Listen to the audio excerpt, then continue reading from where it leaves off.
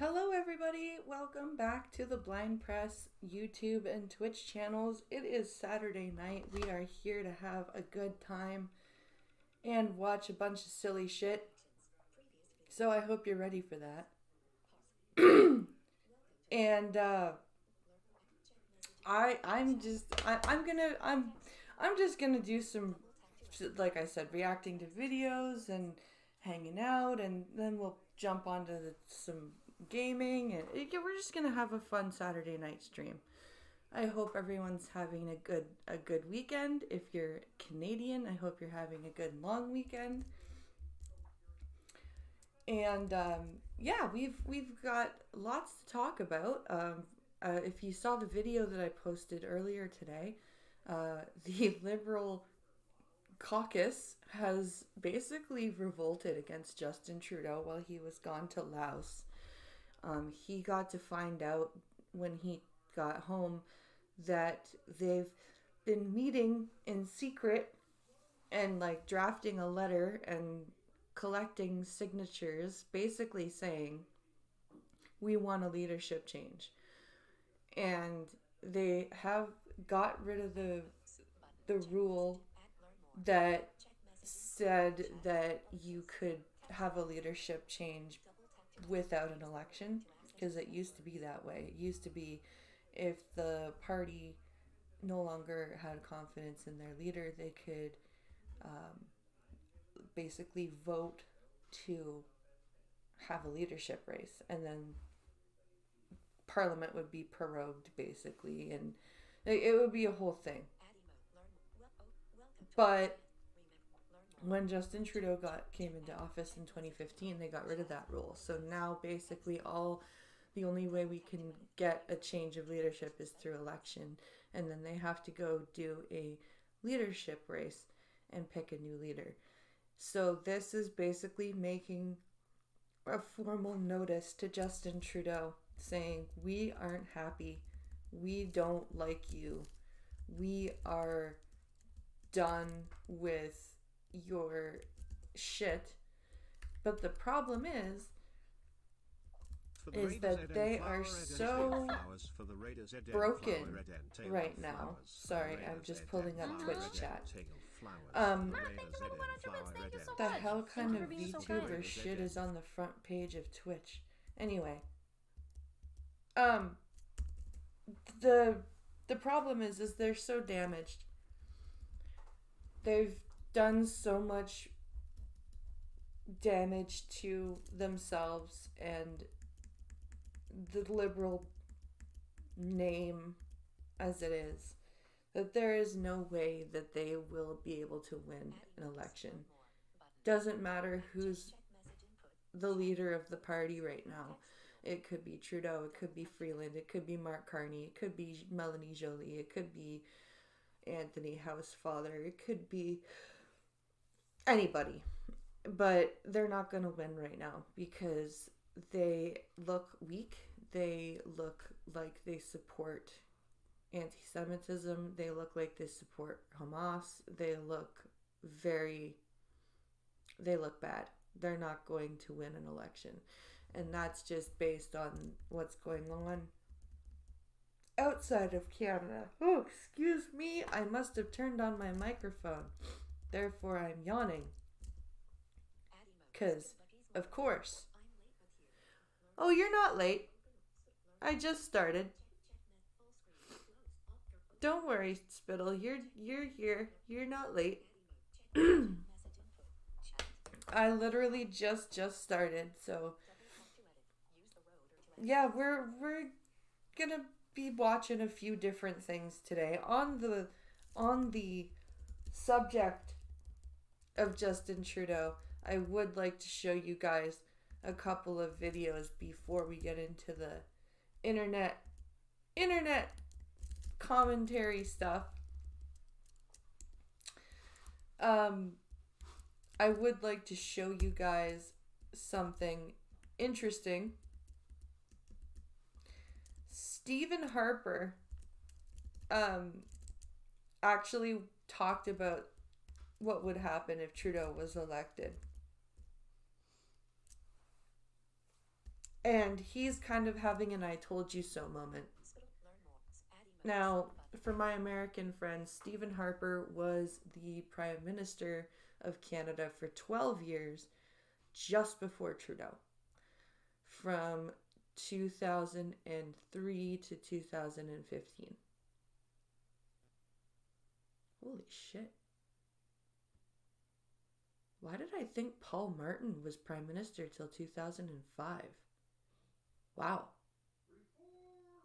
That was Preston Manning. Let's see here.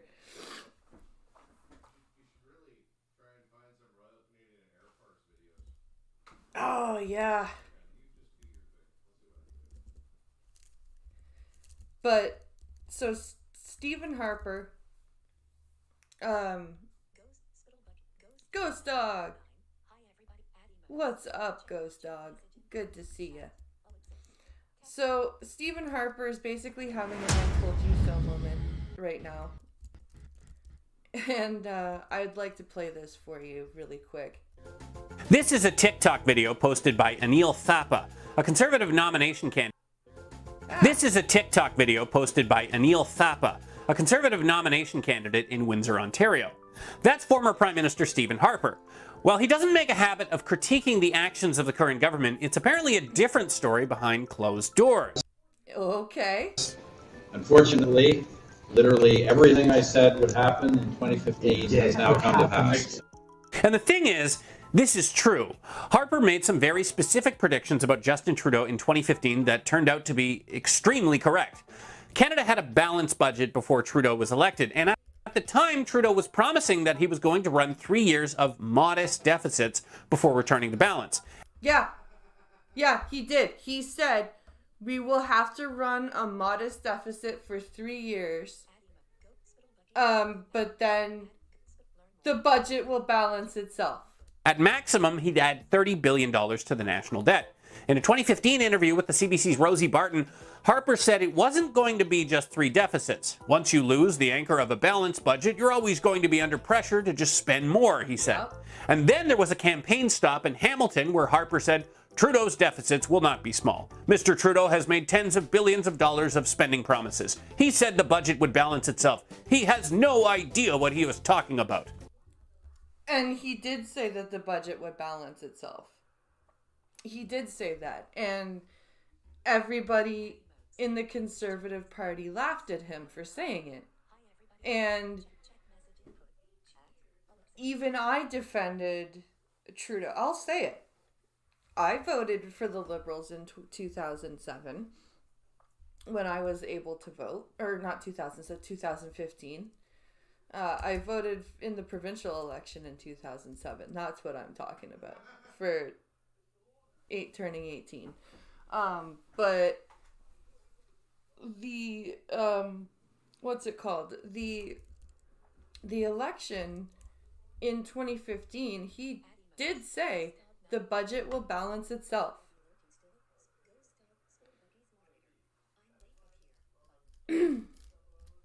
As for those modest deficits, Trudeau doubled the federal debt.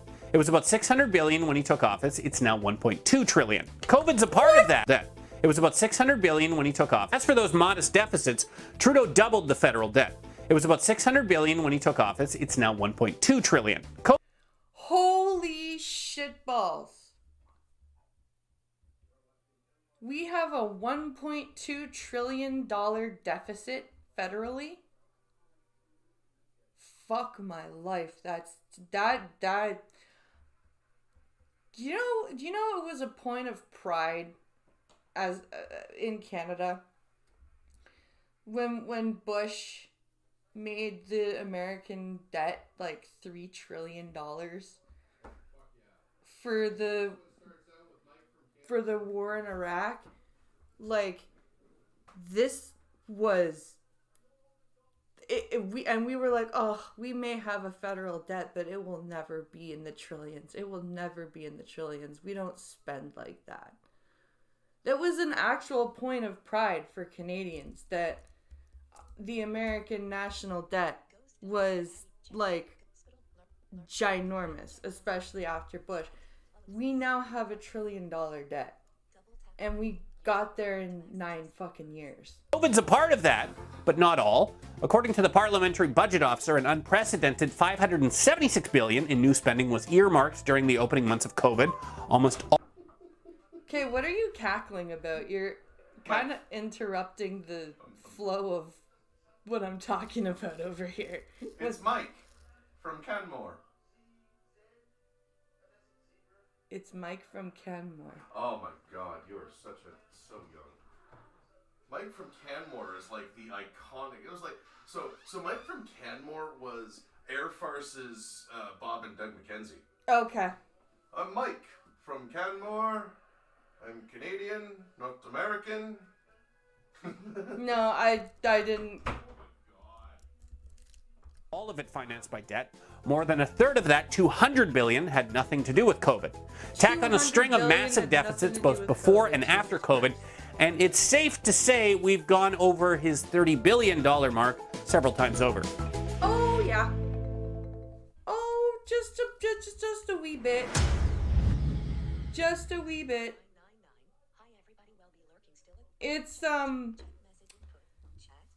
It's kind of scary. I didn't realize we were that much in debt. I didn't realize we were federally like $1 trillion in debt. That's terrifying. That is I had no idea.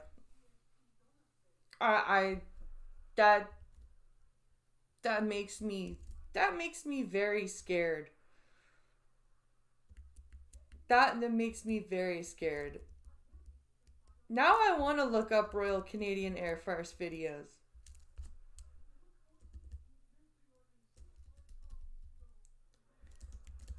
Royal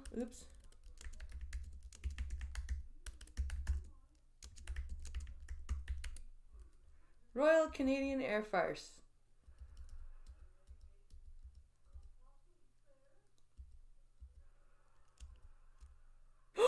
They have Jean Chrétien ones.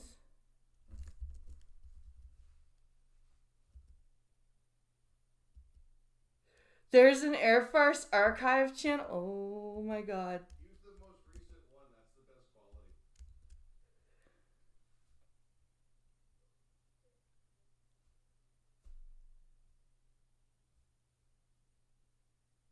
Trying to find a chicken cannon. Oh.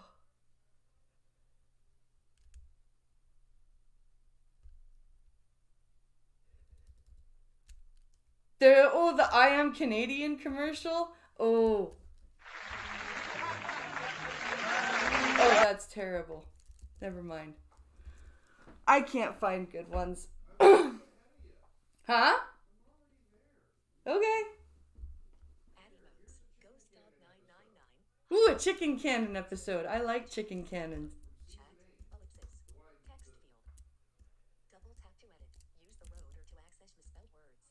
Like I said, this is just a fun Saturday night stream. You got a whole bunch to watch. I got you the Apple thing, the Cougar thing. Yep, I've got all of that pulled up. But if you just want to watch the whole archive channel, who gives a shit? It's shitty quality CBC shit that they're not going to tag you on. Nope. Look. It's the Royal Canadian Air Force. This is back when the CBC was good, you guys. Ladies and gentlemen, the Chicken Cannon Target of the Year 2000. Let's see.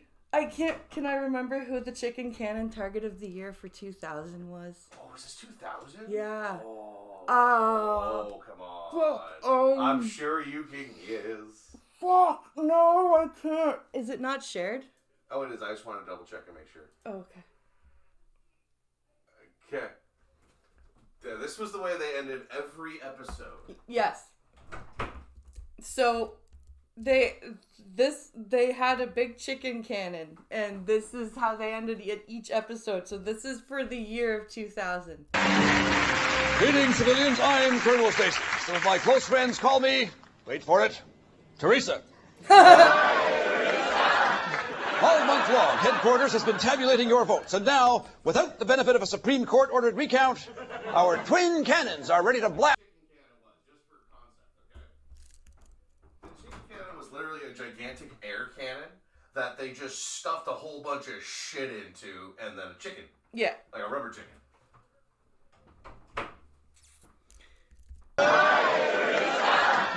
All month long, headquarters has been tabulating your votes, and now, without the benefit of a Supreme Court-ordered recount, the one of the year. our twin cannons are ready to blast the top targets of the year 2000. Our ammunition, of course, a cruise chicken. A cruise chicken. Canada's smart weapon. Our first target, for weaseling his way to the top of the dung heap, winner of TV's Survivor show, Richard Hatch. Oh, that asshole! I remember that asshole! Fucking Survivor. I hated Survivor so much.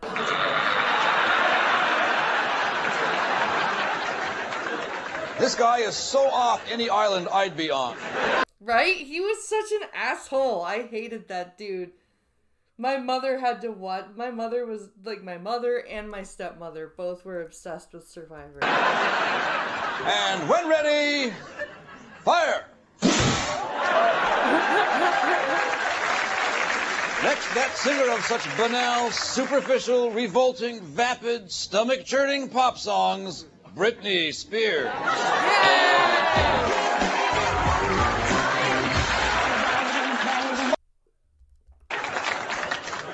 Next is a man who believes the best things in life are free, but eventually you'll have to face the lawsuit. Toronto Mayor Mel Lastman. Now this guy, you might recognize if you've seen any Lazy Boy ads or Bad Boy ads. Oh, Mel Lastman? Yeah. He was also the mayor of Toronto. Yes. You may recognize him from this guy here. As we found out this year, more than his hair was getting plugged. This paternal bad boy has been called loud, obnoxious, pushy, arrogant, and egocentric. In other words, he's the perfect mayor for Toronto. Yep. Exactly the perfect mayor for Toronto. Talk Toronto. Fired!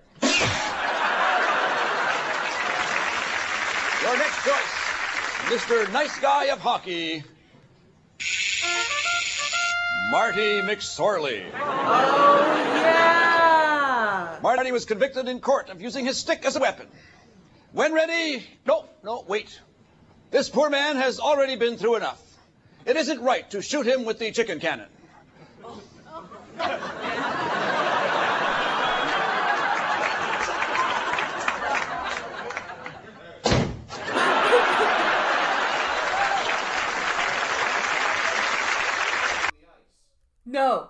No, he literally took his stick and fucking, like, baseball batted a player with it.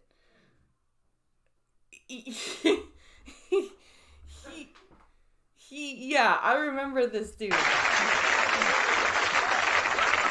Oops, I didn't mean to do that, Ref. I was only trying to get his attention. Your next choice for creating the biggest American fiasco since Who Wants to Marry a Multi-Millionaire? The U.S. presidential election. Turns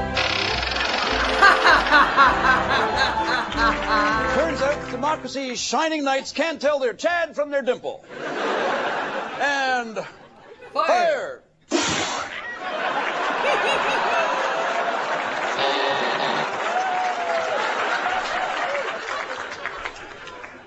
Now that's an electoral vote I can get behind.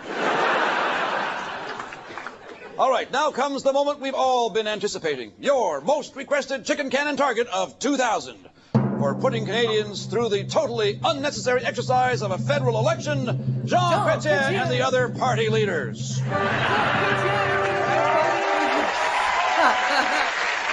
remember this election too. This was one of the elections that I remember paying a lot of attention to. Ammunition for the Prime Minister, cream pie. Perfect to be tossed in his face. Stockwell Day, a carton of chocolate milk. Stockwell Day, otherwise known as Doris Day, because of the petition that was signed by fucking millions of Canadians.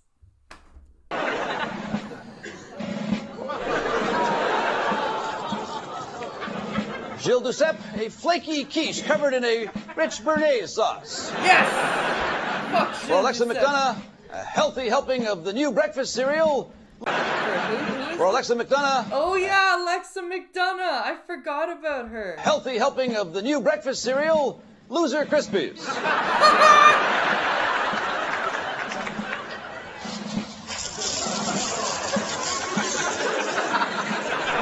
For Joe Clark, porridge. For Joe Clark, Oh yeah, Joe Clark. I forgot about Joe Clark. How the fuck did I forget about him? Oh my god. porridge.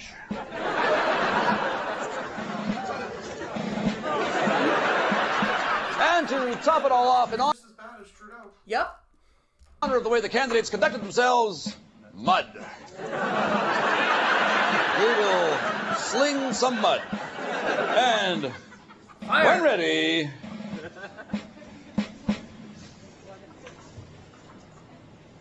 fire!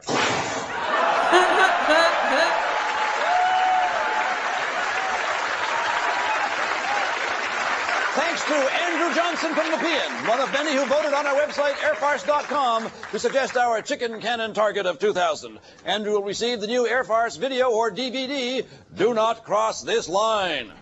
The Chicken Cannon, Canada's voice of the people. Yes. Canada's voice of the people. Yes.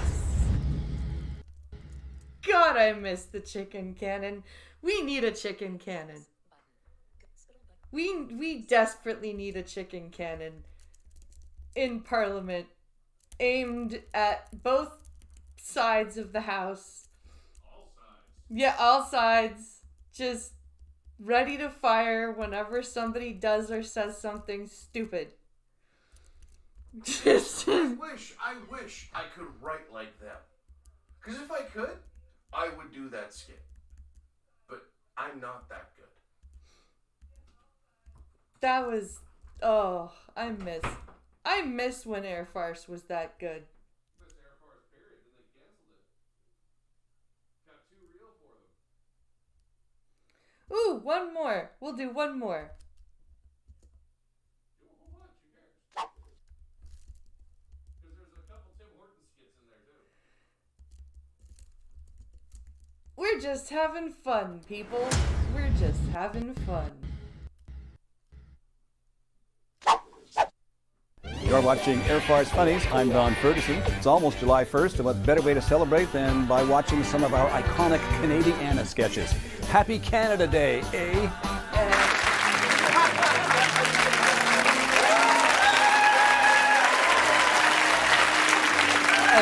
I'm Mike from Canmore.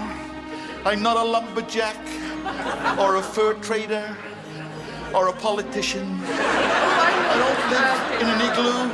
I tried, but it melted the first night I put in a furnace. I don't own a dog sled, not since it was repossessed. I have a prime minister I can't understand. I have a prime minister I can't understand. Not a president I don't want to understand. I sew my country's flag on my backpack, so when I travel, people won't overcharge me, because they'll know my dollar isn't worth a pinch of loon spit. I believe in shaking hands, not giving the finger, not unless you're phoned by a telemarketer. Not unless you're phoned by a telemarketer.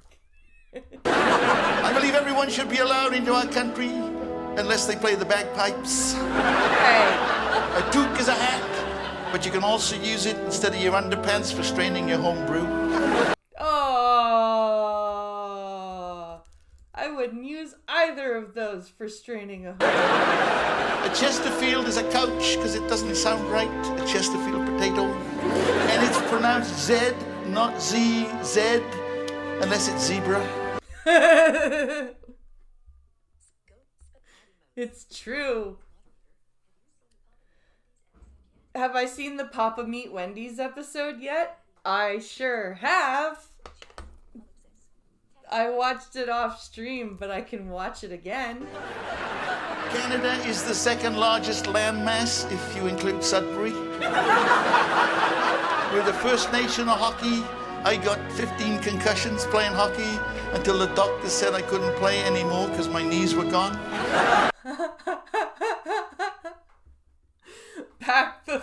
Back before concussions were what's it called? Known to be bad for you? And Canada is the best part of North America, if you don't include Sudbury. I am Canadian, but more than that, I'm Mike from Canmore. BBC World Report, Special Edition. Hello and good day. There's a remarkable story from Canada concerning the image of Jesus that has apparently appeared on the wall of a donut shop.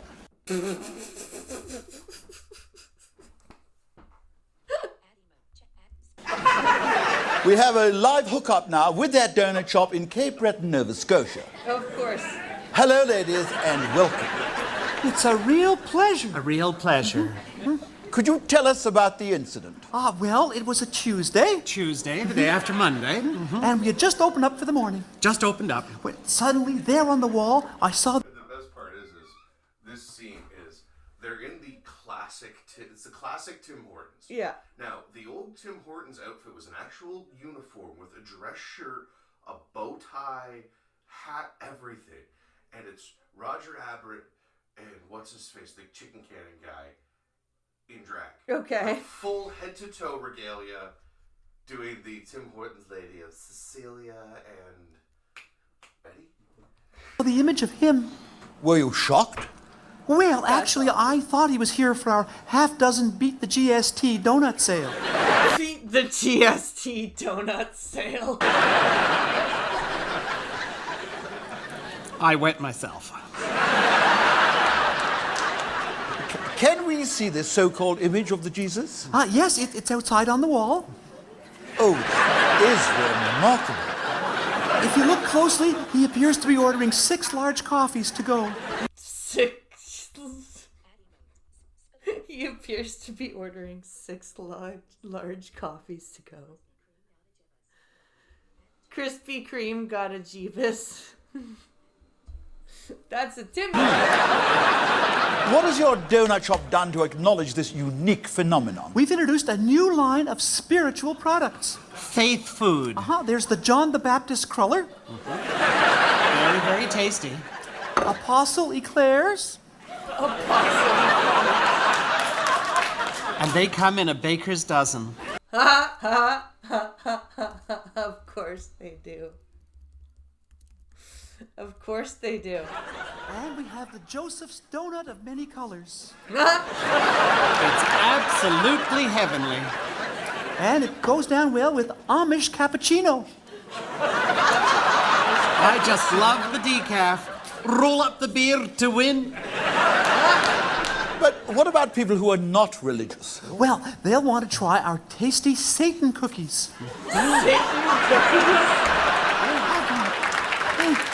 The devil made me do it. Ladies, I'd love to go on chatting, but frankly, all this talk about religion has gotten me hungry. How about some rabbi bits? Oh, I couldn't. I'm on a diet. And that's it from me. Ta-ta for now. Join us tomorrow when we take you to St. James Church in Drumheller, where they found the image of Tim Horton. They found the image of Tim Horton.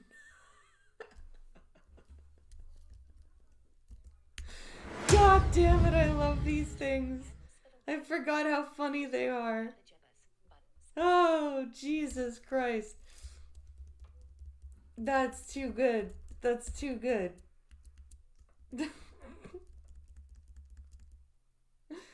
Oh, man.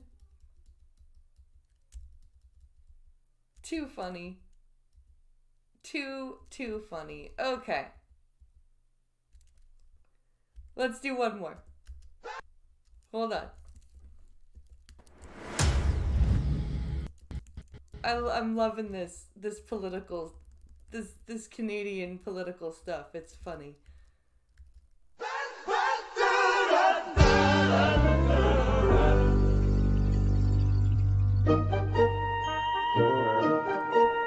And now, a Canadian moment. Oh, God. Hi, Charlie. What do you mean, hi, Charlie? You've got some nerve. Where'd you get off saying something like that to me? I don't talk to you that way. Dieting again? Yeah. Well, Chrétien and Bouchard are going at it again over separation. Mm-hmm. The Prime Minister says he will not allow another referendum vote unless the wording of the question is clear. Well, what does he have in mind? Something like, okay, for sure, on that day, I so like separate thing or what, huh?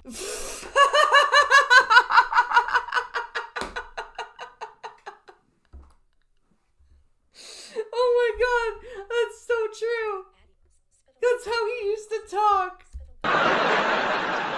Well, Quebec certainly is a unique culture. Can you believe that they are going to spend $7 million on a liquor museum? We already have a liquor museum. It's called Jacques Parizeau. Hi, Sam. Hi, Vera. Hi, Charlie. What do you mean, hi, Charlie? Look, I'm doing the best I can, okay? The diet? Yeah. So what do you make of us pulling our troops out of Kosovo? Oh, I got the solution there, Charlie. I think they should be replaced with a group that's more intimidating. Who is more intimidating than Canadian soldiers?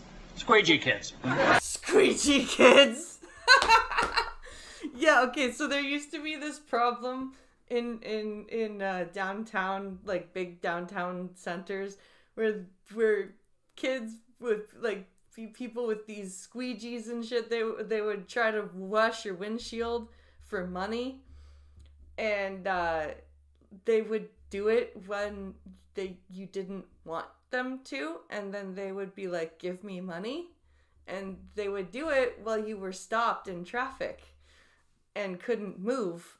And yeah, it was like there were squeegee kids that had like fucking knives and shit. It was crazy. It was insane.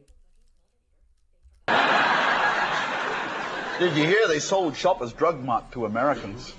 They should have sold it to a Canadian who knows a lot about the drug business. Like who? Ben Johnson. Ben Johnson, the snowboarder, the pot smoking snowboarder. Ontario's going to privatize prisons. What? Private companies are going to run them? Oh, yeah. Instead of correctional facilities, they'll be called Prison Mart, Inmate World, and Cells R Us. Well, what do you make of Jean Chrétien promising to build a new school in Turkey where they had that earthquake? Good move by Chrétien. If he does build a new school, it means no student will ever get hurt in an earthquake again. How do you figure, Sam? Well, first they build a Canadian school. Then naturally there'll be cutbacks to education funding.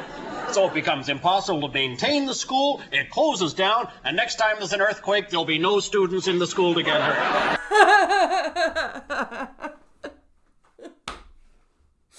This was back when the Conservative government in Ontario was just devastating the education system.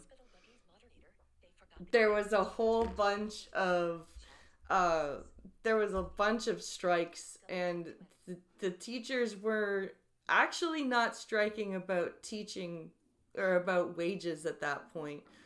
They were striking about not being able to do like class prep time. They were striking about the standardized tests that Mike Harris put in. They were striking about like actual shit that would affect the students.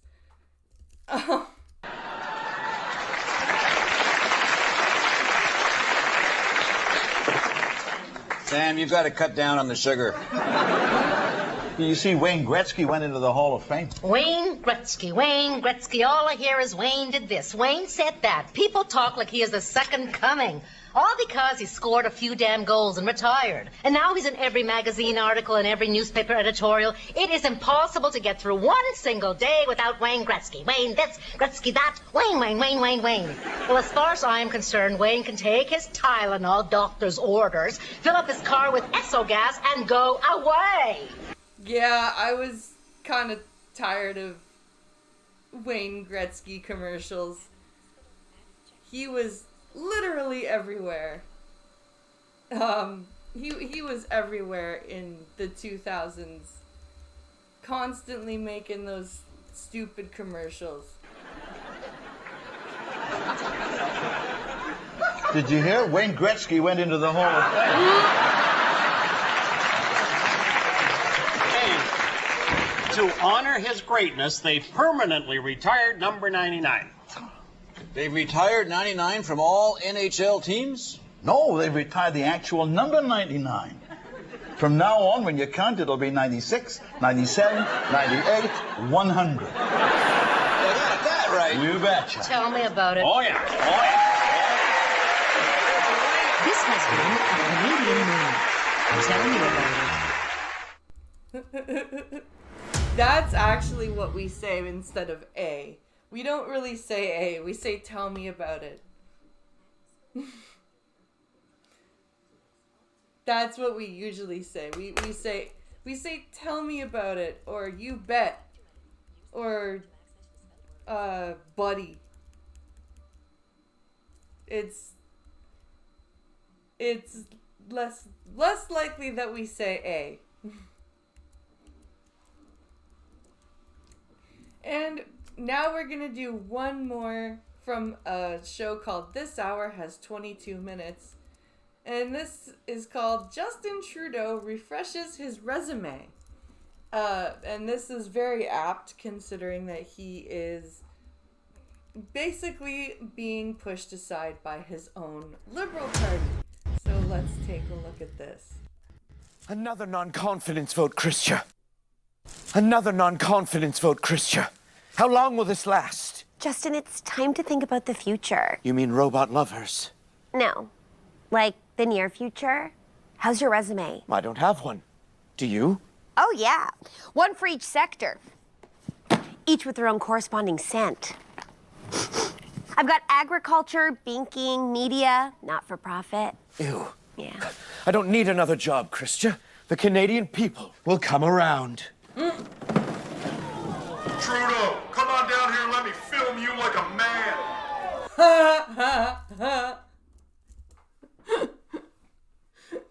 That's hilarious. Okay, this is... Let's begin writing my resume. Resume. I have been waiting 9 years for this moment. How's this format? What is that? Size 11 font? Are you deranged? Bump it up to 18. Then we don't need as much stuff. Okay. Oh my god.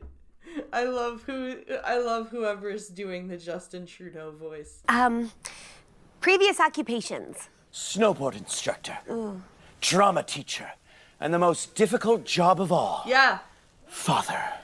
And Prime Minister? Oh, right, yes. Prime Minister. Okay, what are your special skills? Leadership. Decisiveness. No. Communicationing. None of those. None of it? No. None. Nepotism. Okay, well, that's not really a skill. How come it got me all those jobs, then? Okay, I'm just gonna put hair, and I'll just bump the font to 24. Hair, and I'll just bump the font to 24. Oh my god, this is amazing! This is amazing! Those jobs, then. Okay, I'm just gonna put hair, and I'll just bump the font to 24. I like it. What are your references? The Canadian people. Why are you laughing? I don't know. I'm just gonna put Galen Weston Jr. He owes you. I like him. Wow. That was pretty good. For This Hour Has 22 Minutes from a CBC production. That was surprising. That was very surprising. I'm kind of shocked. I think CBC and CTV are giving up on protecting. Yeah. I don't know about that. Well, no, you can tell by how they're reacting to Trudeau now. CTV's not even playing the cover-up game. Unless you have been watching the committee where they are... Didn't you hear about the reporter and the editor that completely fucked up a Poilievre speech on purpose?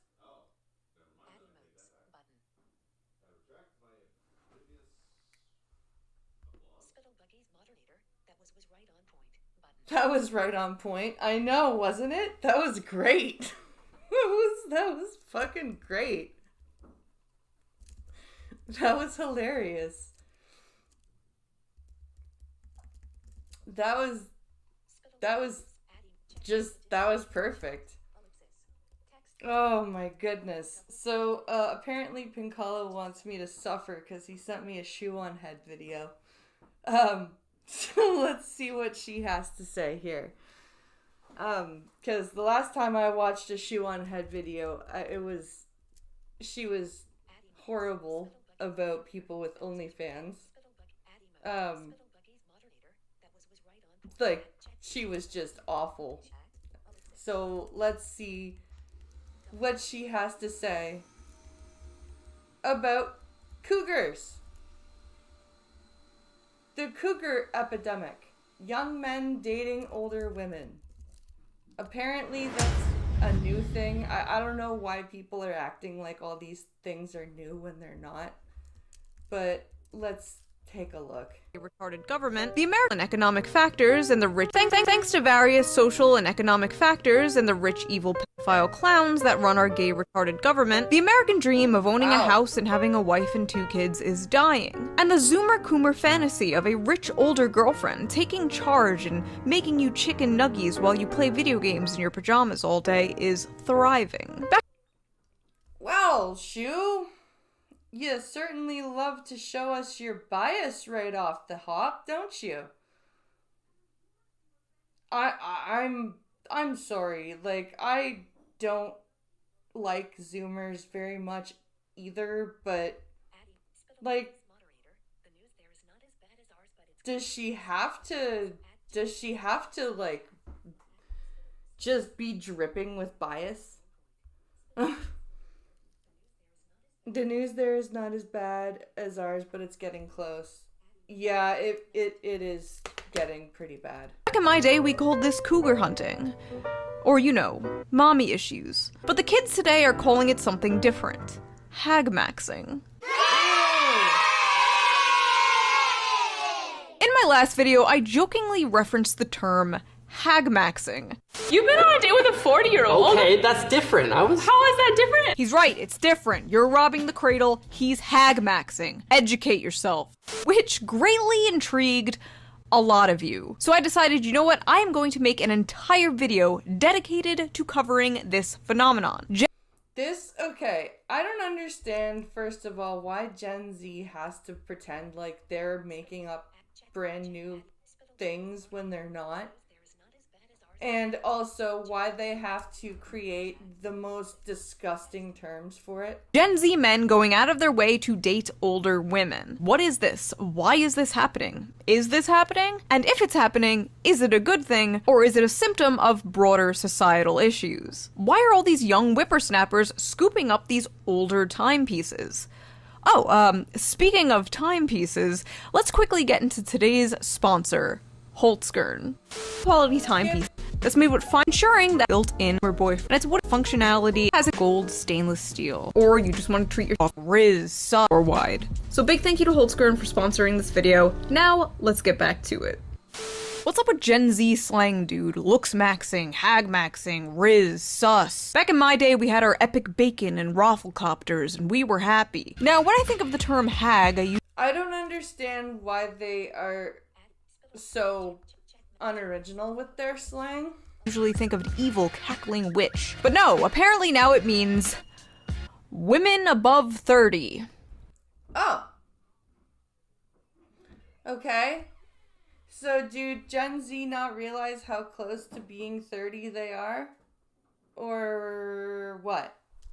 Fuck you guys. I'm so tired of comments that are like, I used to watch you when I was in 3rd grade and now I'm graduating college. Good for you. Awesome. I'm sorry, who the fuck used to watch you in 3rd grade? I know that's kind of a stretch there, but like,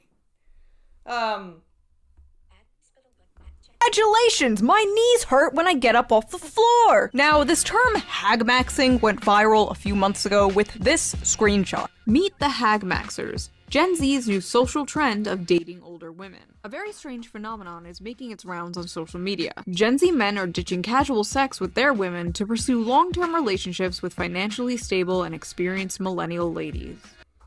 yeah, millennial ladies, run. Run from Gen Z anything, because Gen Z have no fucking empathy, no fucking emotion, no fucking affect. Not like they're, I don't know what the hell is wrong with them. I don't know what our Gen X parents did to them when they decided to have a second Gen X is the only generation that decided to have 2 generations of kids. Do you realize that? Everybody else just goes and has like one generation of children. Gen X decided to have kids when they were like 20 or 19, fuck them up, and then have more kids in their 30s and 40s. And then coddle them. And now you have Gen Z. Now, even though this article doesn't actually exist, it was a meme created on 4chan, because of course it was, but the meme did spark a massive conversation and debate about hagmaxing. And people had a lot of strong opinions about it. Motherless behavior. This is just mommy issues rebrand. Another day, another psyop. It's not hagmaxing, it's MILF hunting, and it's an art. Please don't misappropriate my fetishes, giving the dumbest name known to humankind to having a mommy kink. I mean, yeah, that's pretty much all it is. It's the same thing as looking for a cougar. It's the same thing as having mommy issues. and to be honest, I'm 16, waiting for a 20 to 25-year-old to pick me up, lol. Okay, officer. I'm gonna throw up. I would love to have a 40-year-old sugar mama who buys me gifts and pays my bills. Drizzle, drizzle. Young, hard dicks and the older women who enjoy them. This isn't new. Hagmax bandwagoners are so cringe. I've been hagmaxing since 2nd grade in Miss Johnson's class. I am going to kill... Shu, you don't, do you not understand how boys work? every last Gen Z and Gen Alpha kid on this planet, including myself. I want to be a hagmaxer, lol, any female taker, XD. I like thick MILFs and I cannot lie. Oh nice, it must be socially acceptable for 37-year-old men to date 20-year-old women again. Whoa, whoa, whoa, let's not get ahead of ourselves here. Shu. Absolutely not. Shu, why is it absolutely not okay for a 37-year-old to date a 20-year-old?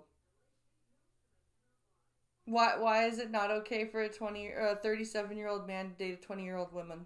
Why is that absolutely not okay? I fucking love adult women!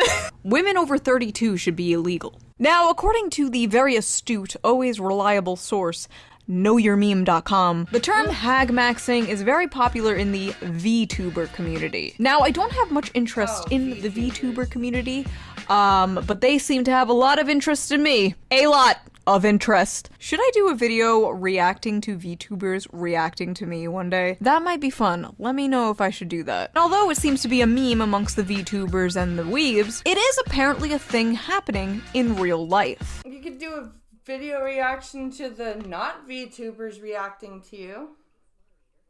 That could be interesting. Rise of the boy toy. Why older women are dating Gen Z men at record rate. One woman stated, "Women my age seem to be excited by the freshness and lack of bitterness that comes with dating someone younger." I'm sorry, lack of bitterness? Have they met a Gen Z person? Younger men seem more open and less burdened by insecurities. Okay, I have a feeling I'm going to be saying this like 100 times in this video, but could you imagine an article like this? with the genders reversed. I love dating these young, fresh boys. They're less bitter. They have less baggage. They're not ran through. People would just be calling it red pill incel shit. Age gap relationships between millennial women and Gen Z men are on the rise. Our analysis of age hypogamy reveals the pragmatic underpinning of these relationships. It sometimes comes down to who's available. Many older men prefer to date younger women. Yeah, it's almost like both genders like to date younger. Isn't that interesting? Oh my god, it's almost like that's a, like, what's the word I'm looking for? Evolutionary thing that we still have. That doesn't make us predatory. We're not dating minors. Like, people just like to date younger. The same is true. Not everybody, but people do. For a lot of older women, with millennial and Gen Z men emerging as appealing dating options. For their part, many Gen Z men might have few opportunities to date women their own age, or prefer to date older women for various reasons. Enter millennial women. And I'm proud to be a millennial with my side part and skinny jeans. Cringe! Cringe as fuck. If you're an older millennial woman, you might be attracted to younger men for their energy, inclusive views about sex and gender, and superior care and literacy about their partner's emotional well-being. Oh, that's a bunch of bullshit. I'm sorry. To me, that just seems like a pile of horse hockey. In many ways, Gen Z men see millennial women as an opportunity to level up emotionally and socially. With their evolved attitudes about everything from non-monogamy and gender fluidity to the anti-hustle soft life, Gen Z men may be the most likely generation to overturn powerfully entrenched stereotypes about sex and relationships. Yeah, no. Gen Z men are soft, weak, and don't have any idea how life works. That's why they're like, oh my god, gender is fluid, and like, oh, this is so awesome. No, Gen Z men are inexperienced and just they're gender fluidity. Fuck that. The kind featured by Podcast Bros. I love how millennial women have just psyoped themselves into believing a man who thinks fucking a whole bunch of different women at the same time with no romantic commitment is an evolved way of looking at relationships. Like, yes, queen, that Zoomer you're banging is so open-minded and progressive. He's not like those Podcast Bros.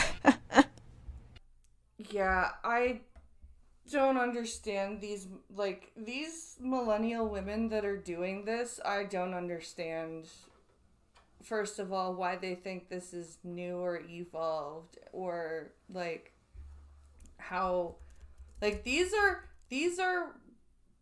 the guys that are going after these women. They have mommy issues, but the women that are going after these younger men, they have some kind of like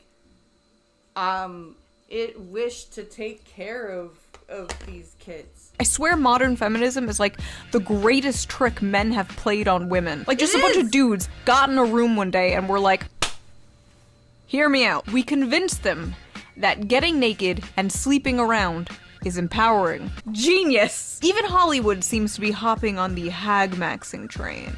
It's true though, and it goes right down to the transgender shit. When men stand around in dresses, I'm a woman. Why are so many older women dating younger men in recent rom-coms? I'm old enough to be your mother, sighs Anne Hathaway as she passionately entwines with Amazon's new heartthrob, Nicholas Galitzine. Gross, why would you say that? That is not sexy. In The Idea of You. Oh, Anne Hathaway? I'm sorry, who wouldn't hag-max with Anne Hathaway? What a forward young man you are! My goodness. This phenomena is a groundbreaking shift, considering Hollywood's reputation for perpetuating the male gaze and old men's uncanny obsession with younger women. You know, yeah, but there's always been the older woman trope too. Come on, this is not new. Holy crap. Am I wrong here? Am I living under a rock? Like, this is not new. No, I really don't care about this shit, but it is so funny how much of this equality stuff is just, okay, now it's women's turn to do the thing we said was bad. All the new strong female leads in movies that are just kind of assholes, celebrating of billionaire female CEOs. Like, did you actually want change? Or was it really all just penis envy? Older women partnering Penis with... envy, literally. Come on, Shu.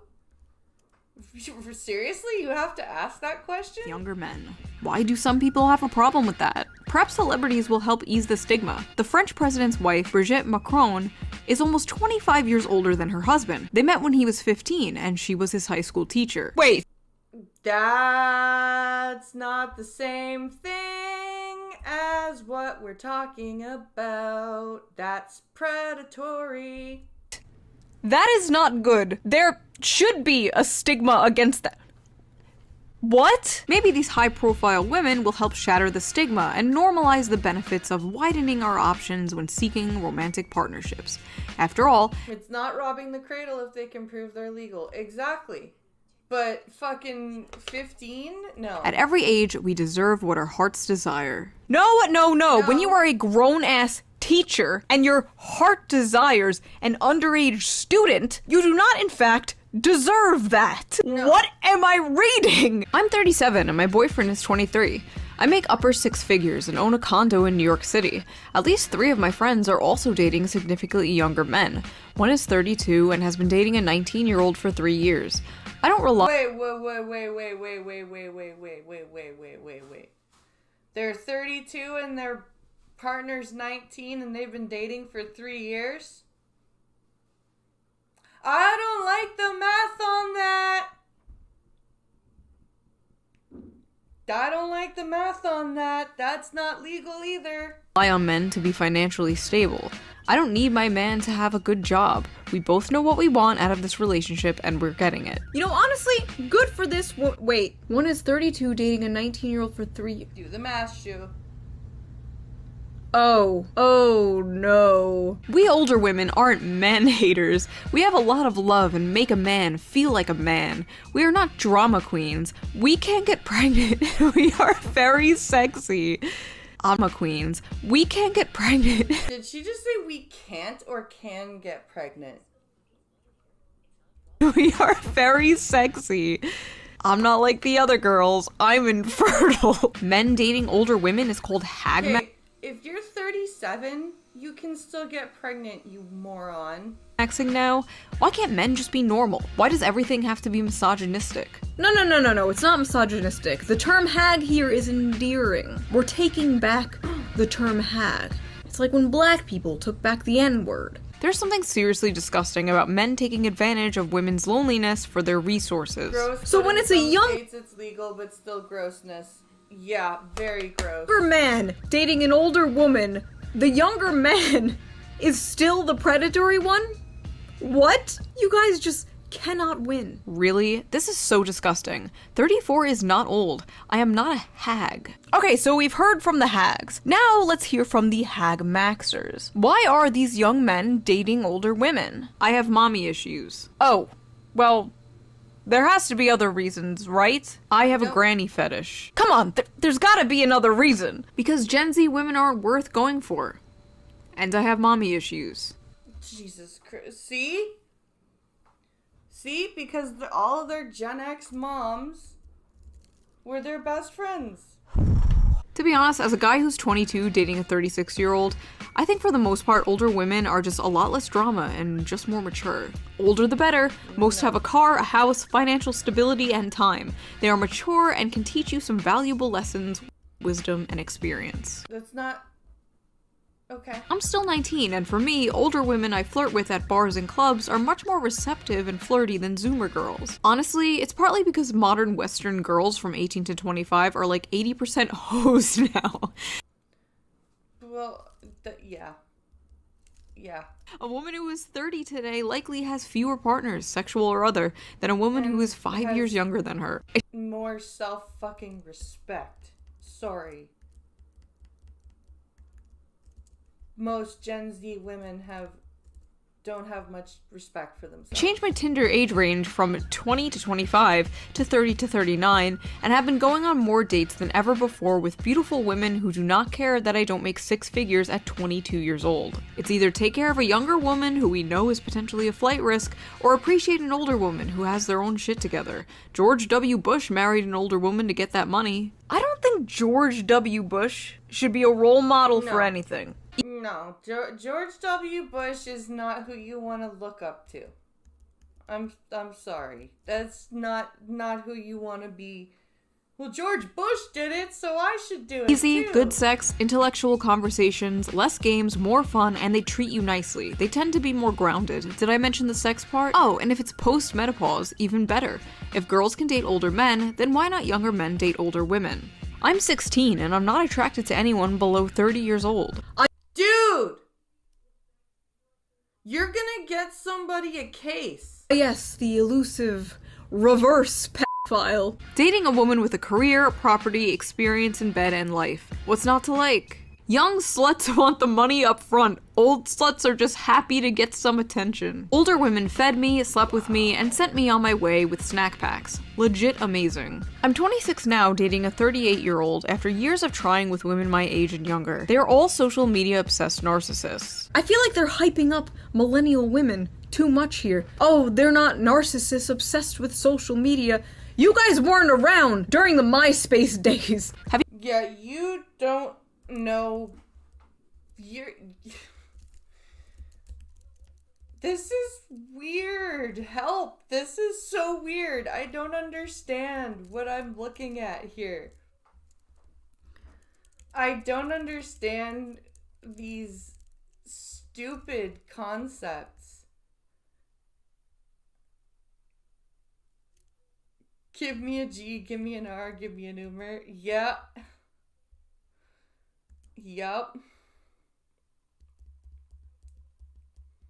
You're not wrong there. You're not wrong at all. This is... Have you ever met a Gen Z woman? Who would want to date them? They're me, give me, take care of me. Man, if the ones my age ain't loyal, might as well. They're basically like a grandma caring for you and taking care of you. Ew. Oh my god. Nothing like a no denture adventure. You people are sick. This is... We are now comparing millennial women to grandmothers with no fucking teeth.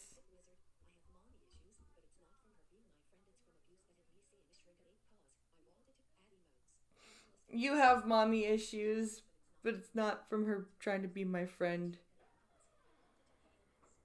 Ooh, I'm sorry there, CW. Yeah, my mommy issues are fun, aren't they?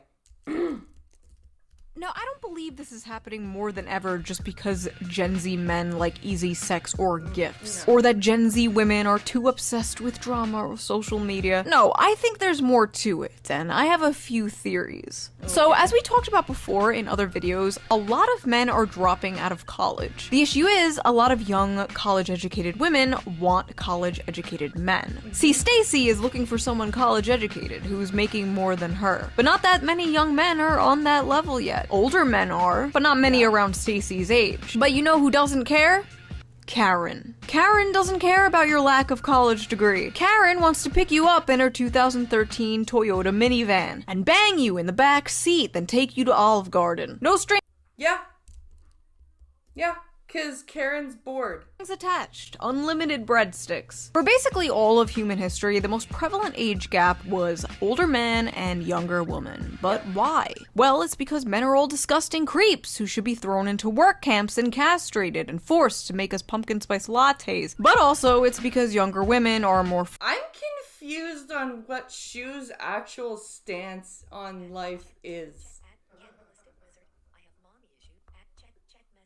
I really am. Like, some of the things she says just are so weird. They don't, like... fertile, and the whole point of relationships is to... Yes. Yeah, and she's more lefty than she wants to admit. To make babies, or at least it used to be. Well, at least in our lizard brains. That's the whole point. I don't know what the point of modern relationships are anymore. I just learned recently that people purposely get into short-term relationships, which is bizarre to me, like what's the point? As well as situationships and polycules. The world is very confusing. It turns out people are different than me. Now let's be— Yes, Shu, people are different from you, and polycules are not new. So just stop. The world is very confusing. It turns out people are different than me. Now let's be real, hagmaxing simply does not make any sense from a evolutionary biological standpoint. But it's 2024, we have surpassed the need for evolutionary biology. We can grow babies in pods and also kill ourselves in them. Our brains are full of plastic now. Oh my god, Shu, stop it. See, now we're going to the right. We kill ourselves in pods. Grow babies in pods and also kill ourselves in them. Our brains are full of plastic now. Men wanting to be with younger women made sense when babies were the goal, but babies don't seem to be the goal anymore. For many older women who simply don't want to have them, and for many younger Gen Z men who think they can't afford them, or even worse, are scared that having kids will contribute to climate change. It's like— Yeah, that's the stupid one. I don't want to have kids because the earth is burning.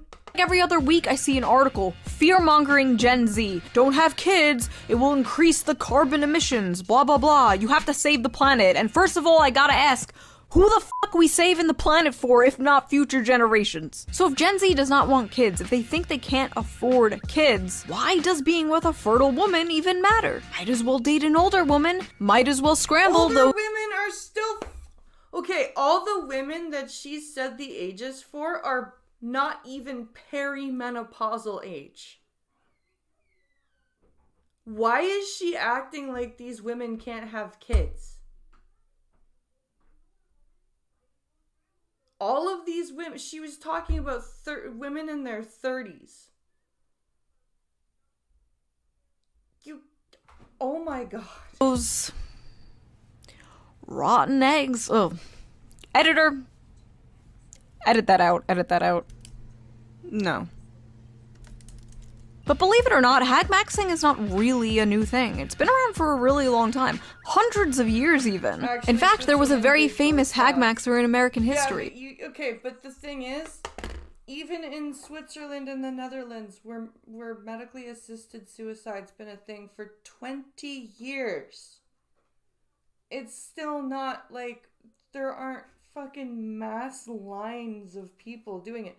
I don't understand what this whole taboo of deciding to take your own life legally, like why is that a bad thing?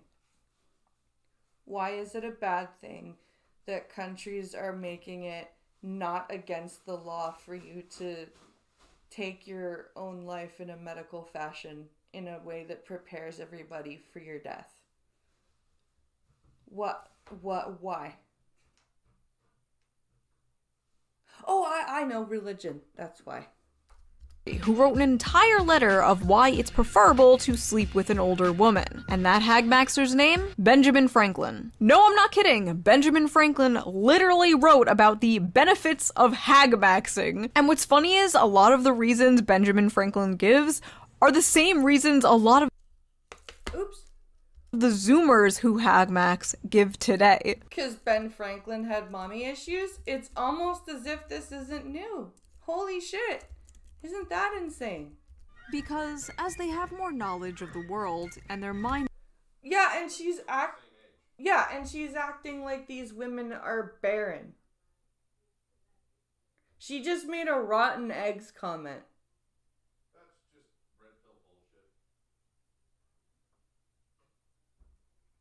It's fucking disgusting.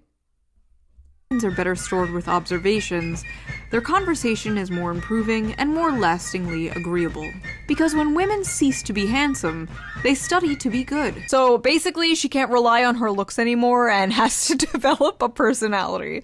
Because there is no hazard of children, which irregularly produced may be attended with much inconvenience. Because through more experience, they are more prudent and discreet in conducting an intrigue to prevent suspicion. They're easier to cheat on your wife with. Lovely, because in every— Yes. Yes, we get it. You don't like men. Greg hurt you. We get it. Every animal that walks upright, the deficiency of the fluids that fill the muscles appears first in the highest part. The face first grows lank and wrinkled, then the neck, then the breast and arms, the lower parts continuing to the last, as plump as ever. Benjamin Franklin really just said, He's an ass the man. ass is still fat. He's an ass man. Fuck. It's like, seriously. It's like he just said he's an ass man. Incredible stuff from our founding fathers. I will literally never be able to look at a picture of this man the same again. This is no longer the guy who discovered electricity. No, this is the great American hag-maxer. So basically, some Gen Z guys have found a hack in the male loneliness epidemic by dating the women who are suffering from the female loneliness epidemic. Like the two unwanted ends of a bread loaf coming together to make a sandwich. Beautiful. Two people who believe they are the leftovers of society. Two people using each other to temporarily numb the pain. Or maybe it's not that fucking deep and it's just a funny meme. To be honest, I don't think this is an epidemic, like the internet makes it seem like it is. All the data basically says that women prefer to date men slightly older than them or around the same age as them, and men tend to date women younger than them or around the same age as them. Large age gaps, for the most part, are rare. In relationships where the man is older, he's usually only older by 1 to 2 years. In relationships where the woman is older, 2 to 3 years. In all Western countries, only 8% of couples have an age gap of 10 or more, and couples with a larger age gap have more of a chance of getting a divorce. Yep. Because there's less in common, there's more fighting,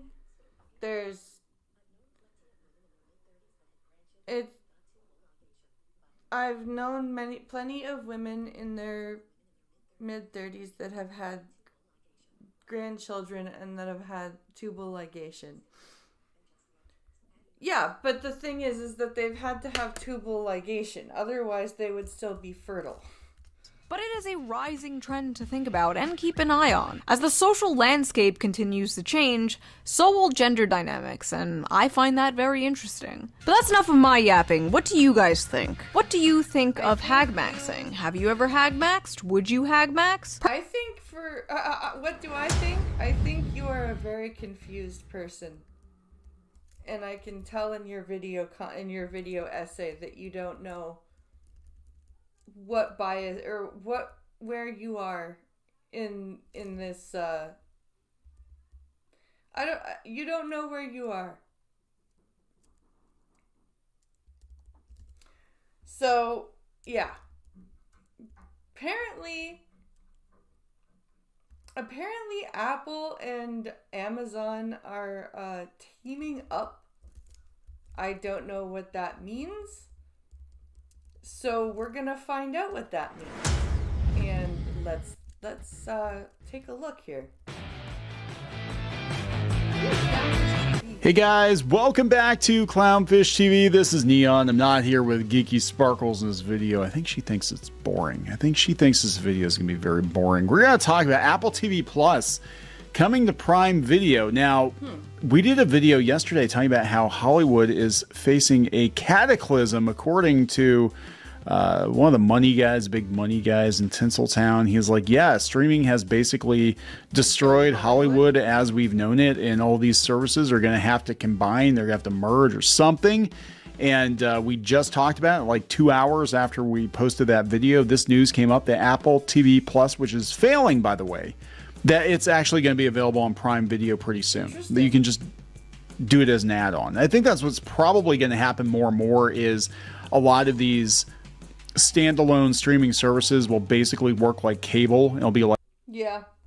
That's what it's turning into. Like, if you want this add-on or that add-on, you gotta pay for it. And then you start turning, you start turning your streaming service into like this giant package of cable. Like, you know, subscribing to HBO or Cinemax or whatever back in the day, and you just add it on to your existing service, your main service, which will be like Netflix or Amazon or even Disney or Hulu. You know what I'm saying? And that's how we're gonna go forward. Like, I don't know if Paramount, after the Skydance merger, is going to be its own thing, or it's just going to be like, oh, you get the Paramount Pluto add-on or whatever they call it, Paradance, Sky Mount. Is that like a Mile High Club? Sky Mount. Is that Riker on Star Trek? You just add that on your streaming app or whatever. So let's talk about this. Before you get into any further, please subscribe for more pop culture news, views, and rants. Guys, go out to Clownfish Minus. Join the Reef, 50% off your first month. We've got some podcasts out there that you're not going to find on YouTube. We're trying to build more of a solution off platform just in case things get incredibly weird. And I'm sure things are going to get incredibly weird here, especially with this being an election year. Yep. And we've also got merchandise out there, and you get a discount on that merch if you join the Minus Club. See, we're not a plus. We're Clownfish TV Minus. So this has come from The Verge. Apple TV Plus is coming to Prime Video. Prime Video customers in the U.S. can soon access Apple TV for an extra $9.99 a month. Amazon's adding Apple TV Plus to Prime Video, a move that could help bolster the iPhone maker's languishing streaming service. And we're going to... Yeah, for a while they had a bunch of really good shows on there, but I guess they're falling off. Talk about this because it's not doing well. Thank God they canceled Time Bandits. I don't think anybody wanted that. And a lot of people are mad at them because Fraggle Rock came back, but Moki doesn't look right. Yeah, they fucked up Fraggle Rock. There was a good horror show on there called Servant. But I never finished it. And now I don't have Apple TV anymore. I don't even know what Apple TV Plus has. I think we subscribed to it to watch the Peanuts special, the holiday specials one year, and the Tetris movie or something. I think that was like I keep forgetting it exists, right? And I mean, this is a huge failure, right? Yeah. So many people have iPhones, so many people have iPads, and they're having a very, very hard time getting people to subscribe to their streaming service. Well, the only way that people really subscribe to it is if they have Apple One. And then, even then, they probably don't even use it. They said, yeah, it's going to be available on Prime Video in the U.S. later this month as an add-on. The same you'd pay directly to Apple. The difference is now Apple TV Plus is being promoted directly to Amazon's massive video subscriber base. So what we offer channel partners is hundreds of millions of subscribers around the world, said Prime Video head Mike Hopkins at Bloomberg Screen Time Conference. We see a lot more engagement. We're able to get subscribers for those businesses at a really attractive rate. Right. Again, going back to our video yesterday, I think all these studios would have been in a much better place if they had just kept their content on Netflix and not gone out and tried to do their own thing. Yeah. Because it's not working very well for them, for most of them. Established. And even, I mean, if a big player like Apple can't make it work, and a lot of people have been talking about Apple not making it work, that they have been spending way too much money. Business Insider said they've quietly admitted it's paying too much to run its streaming service. They're cutting back. They're cutting back on the budgets. Yeah, I would have preferred them to put more money into their fitness service, quite frankly, than their streaming service. Their fitness service is pretty robust, but there are still some things that it could have put money into. Especially, like I said, in its fitness and its health service, making a blood pressure tracker, stuff like that. That could have invested in that, but no, they're focusing on Apple TV. Cutting a bunch of shows. Yeah, they have Severance and Ted Lasso, and I actually haven't watched either one of those shows. I forget they exist. But And they have Servant. yeah, so with the exception of Ted Lasso, most of Apple TV Plus's shows haven't found a meaningful audience, which makes it hard to argue that this is helping its services or push its marketing efforts. Servant is creepy. I'd like to finish it. They said Apple pulling back on spending, even if it's just a bit. What does that mean? It basically means that they can't make it go. They can't make it work. You know, Netflix is the clear winner. Amazon is the clear winner. I would say Netflix, Amazon, and possibly Disney and Hulu combined. Yeah. And everyone else should just attach their streaming platform. Yeah. Please, sir, can we piggyback on your what's it called? Can we piggyback on your platform? That's what they should be doing. Content to one of these services, in my opinion. You know, we'll see. Yeah. So the terms haven't been disclosed yet. While Apple TV Plus has been praised for its roster of shows like Severance, Ted Lasso, and Foundation, the service has struggled to gain ground against Prime Video, Netflix, Max, Disney Plus, Hulu, this plus, that plus, blah, blah, blah. Currently, the 5 most subscribed streaming platforms in the U.S., respectively, Paramount Plus overtook the service in the market share last quarter. Yeah. That's embarrassing. Paramount is not doing well, and they overtook them. And again, Apple TV Plus. I don't know much about the numbers, but no, Paramount isn't doing very, very well. So let's see. The Fitbit Connect looked good, but expensive. See, if I almost wish that I could use something like a Fitbit because they're less expensive than the Apple Watch, but they don't talk. Like more than half of cell phone users have an Apple phone, an iPhone. And they can't muster up more. I think they thought it was in the bag, right? I think they thought, well, everybody that has an iPhone or an iPad, they're going to subscribe to Apple TV Plus, right? Of course they are. No, they didn't. They really didn't. That's kind of crazy when you think you can pick your services for Apple One, and a lot of people probably don't pick Apple TV. About it. Market research firm Antenna reports Apple TV Plus has some of the highest subscription cancellation rates among streaming providers. Having Apple TV Plus available within Prime Video isn't quite the same as bundled deals like Comcast's all-in-one Netflix, Cock, and Apple TV Plus offering, but the goal is the same, to attract more customers and reduce cancellation rates as audiences grow weary of managing an ever-increasing number of subscriptions and apps. That's the problem. Nobody wants 8 billion apps. They just want everything in one spot. For Amazon, Apple TV Plus joins over 100 streaming add-ons already available through Prime Video channels. I actually think we subscribe to a couple. I think we have Toku, and but now I don't even know if I need that because I know on like Roku and Pluto and stuff, they have all kinds of, they have like Shout Factory and, you know, it's kind of nuts, all the stuff that's available for free, right? It's all part of the company's plan to become a global first-stop entertainment hub, according to Hopkins, a goal that Apple once had for Apple TV, which I forget existed. Darwin says, I pay for the entire Apple service package and share it with 5 people. It's a great deal. The less I have to do with Amazon Prime, the better.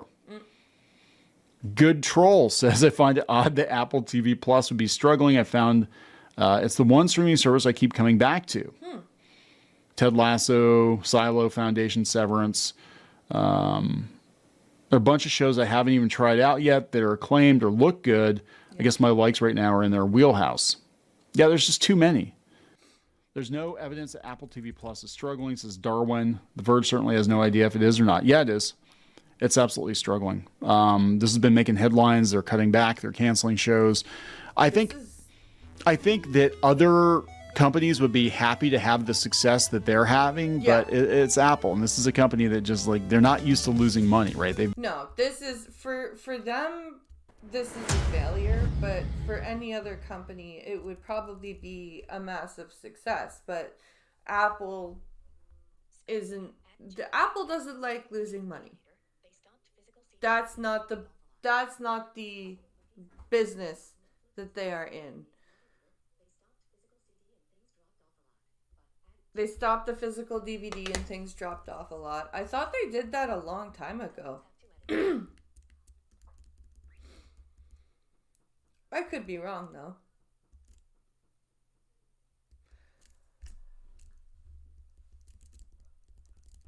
my goodness. I need to go get a drink of water. So I'm going to go do that. I will be right back. So I'm going to hit the be right back screen. Play some tic-tac-toe if you'd like. Share the stream.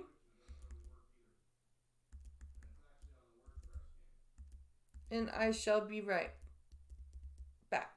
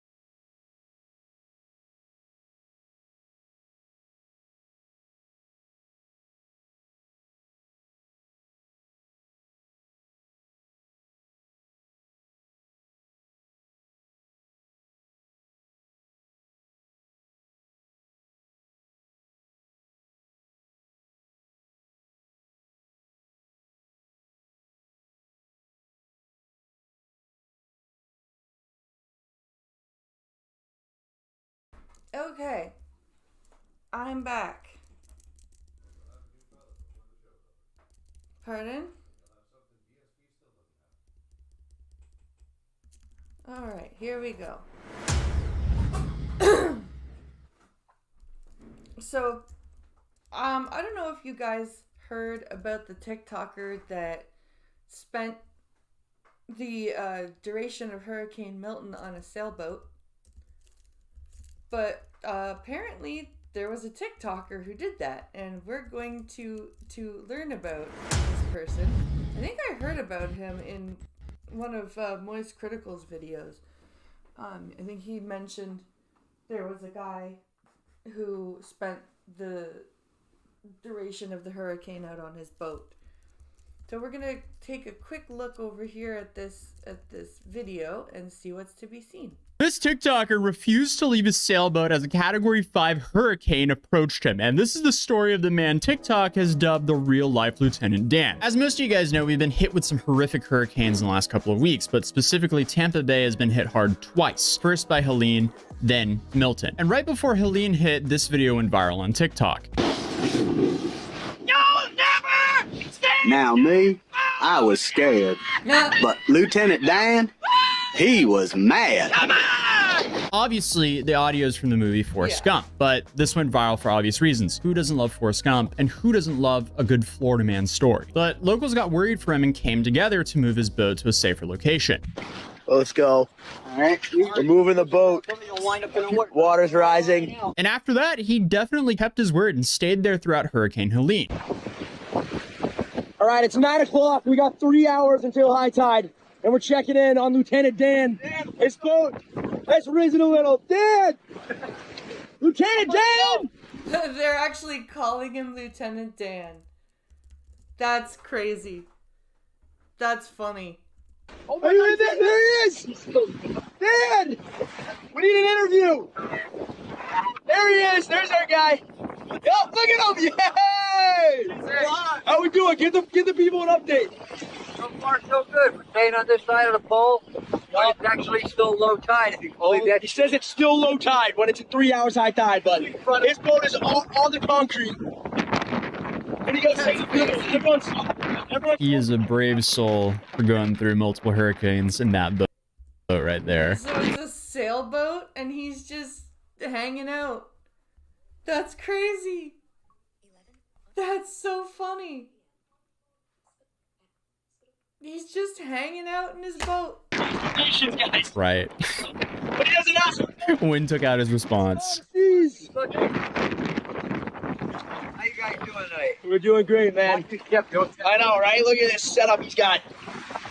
He might end up in the parking lot of Publix in a few hours. Are you confident where you're at? Yeah, he's good. And thankfully he pulled through that night, as Terrence then interviewed him the day after. We got the boat here and Lieutenant Dan here. How did it go? How'd the night go? It was a little rough till about 11:30. I repositioned the boat, and I was heading into the wind, and I slept like a baby from 12:30 to 5 o'clock this morning. Damn. That's insane. He just put his boat into the wind, climbed into his rack, and just passed out. I woke up twice to pee, that was it. But other than that, I mean, it's been a great night. I just smoked half a joint. I'm high, I'm watching all the people run around like crazy because all the water. The water went up. It was up to here last night. It was over the... That's crazy. Oh, there's the boat, still standing. He's all just like, I'm high watching all you guys running around like crazy. That's just nuts. That is so crazy. I mean, I believe me, I got battered against the tire, but other than a couple of scuff marks on the side, my boat's in better shape now than it was before because it got washed.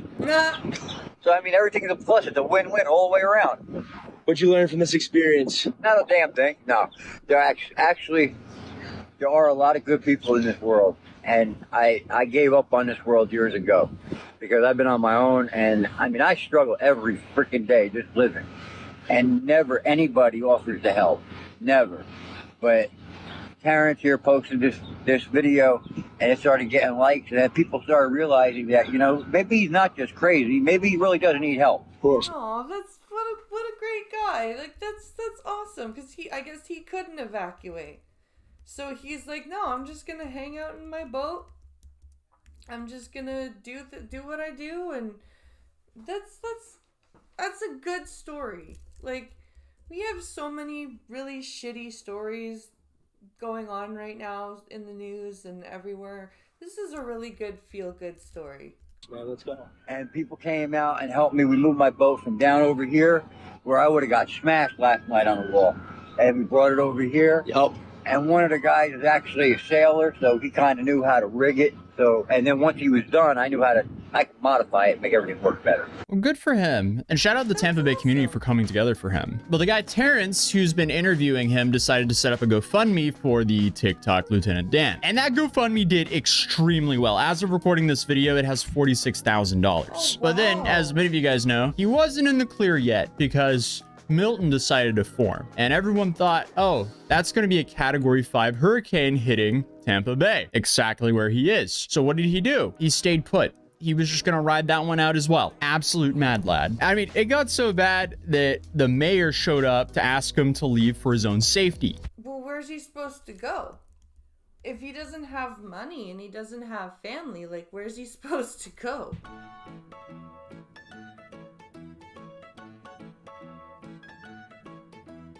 But that didn't work, so the chief of police then showed up to ask him to leave for his own safety.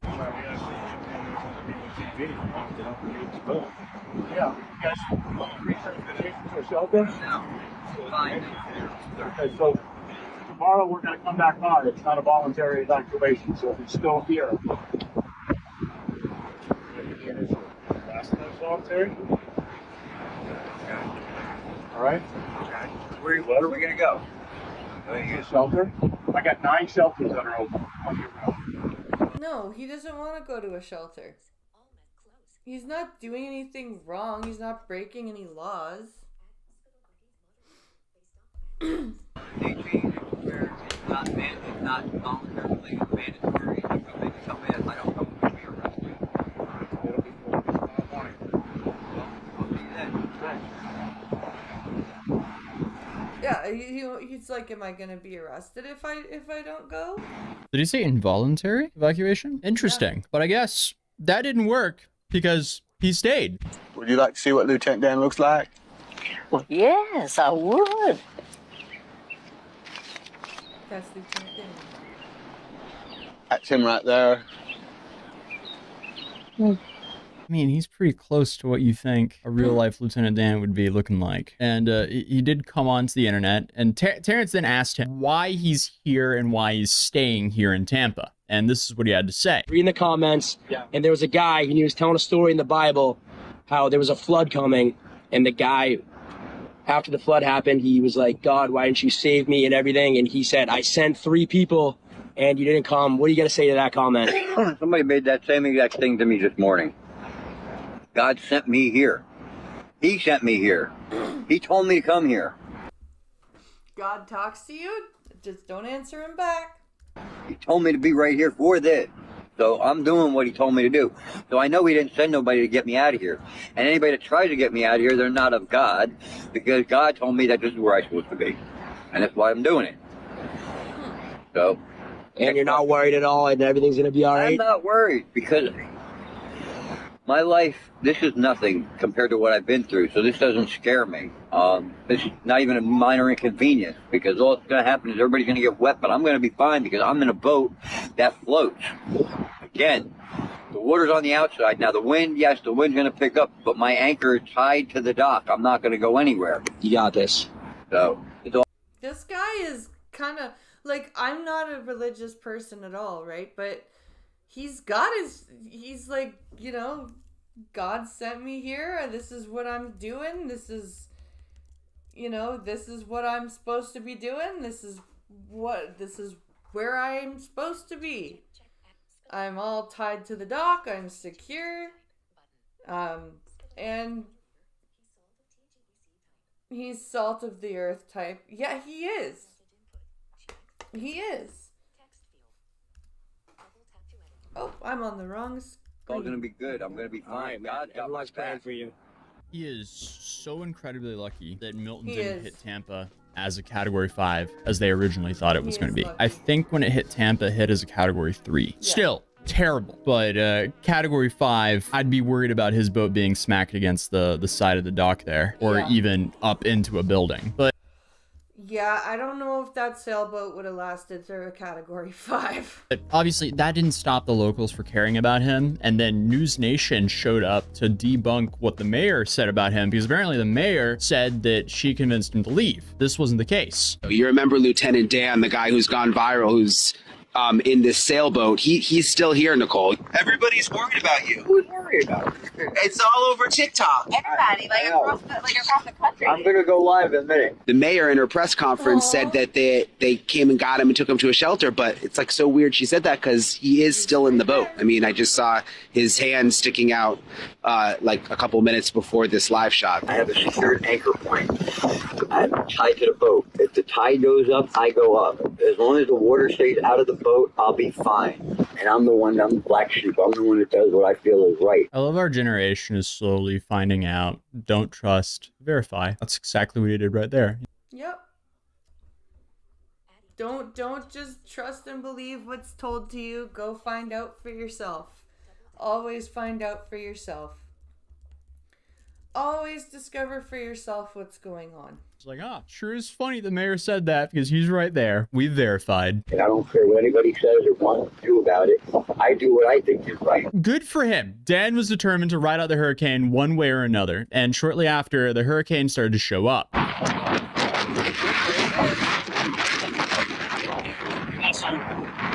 I mean, it's not even here yet, and that is really rough, especially for that little dinghy. It is really flooded.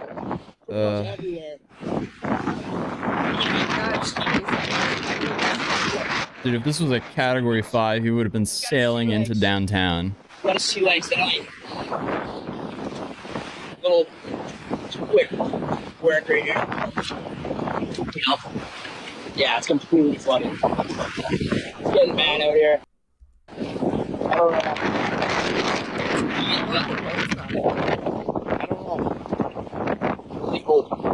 Right, Diesel, what do you say? Trying to wrangle off something. Yeah. What do we got going here, Lieutenant Dan? What are you thinking? There we go. Up here. That way when I bang it, it has more freedom than what the hell is there, because I'll bang it right into the wall. Wait, there we go. Ooh, that is a jerry-rigged hurricane setup. I would not want to be on that boat during a hurricane. He's definitely not easy to get seasick, that's for sure. And after that, I don't know if I would, like, I've never been seasick before, but I probably would get seasick during the video was posted, everyone was like, okay, this does not look good for him. Where's an update? We need some sort of Lieutenant Dan update. And then this video went viral about him.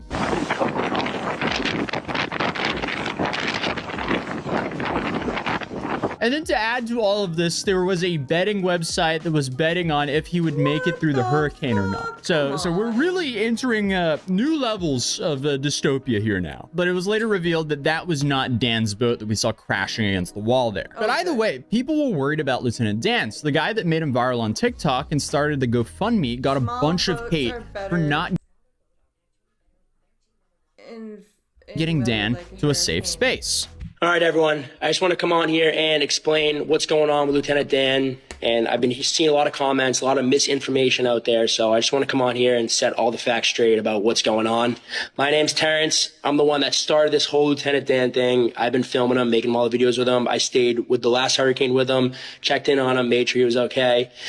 And so I just want to, answer some questions that people have been asking me. I've been seeing it on Twitter or whatever, everything about him. Dan is not leaving the boat for the hurricane. He is staying on that boat. There has been many attempts to get him off this boat. People have offered houses, hotel rooms, apartments. He will not leave.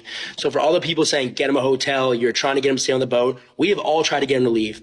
Yeah, he doesn't want to leave his boat. That's his boat. He wants to stay on his boat during the hurricane. He thinks God told him to go and do that, so that's what he's doing.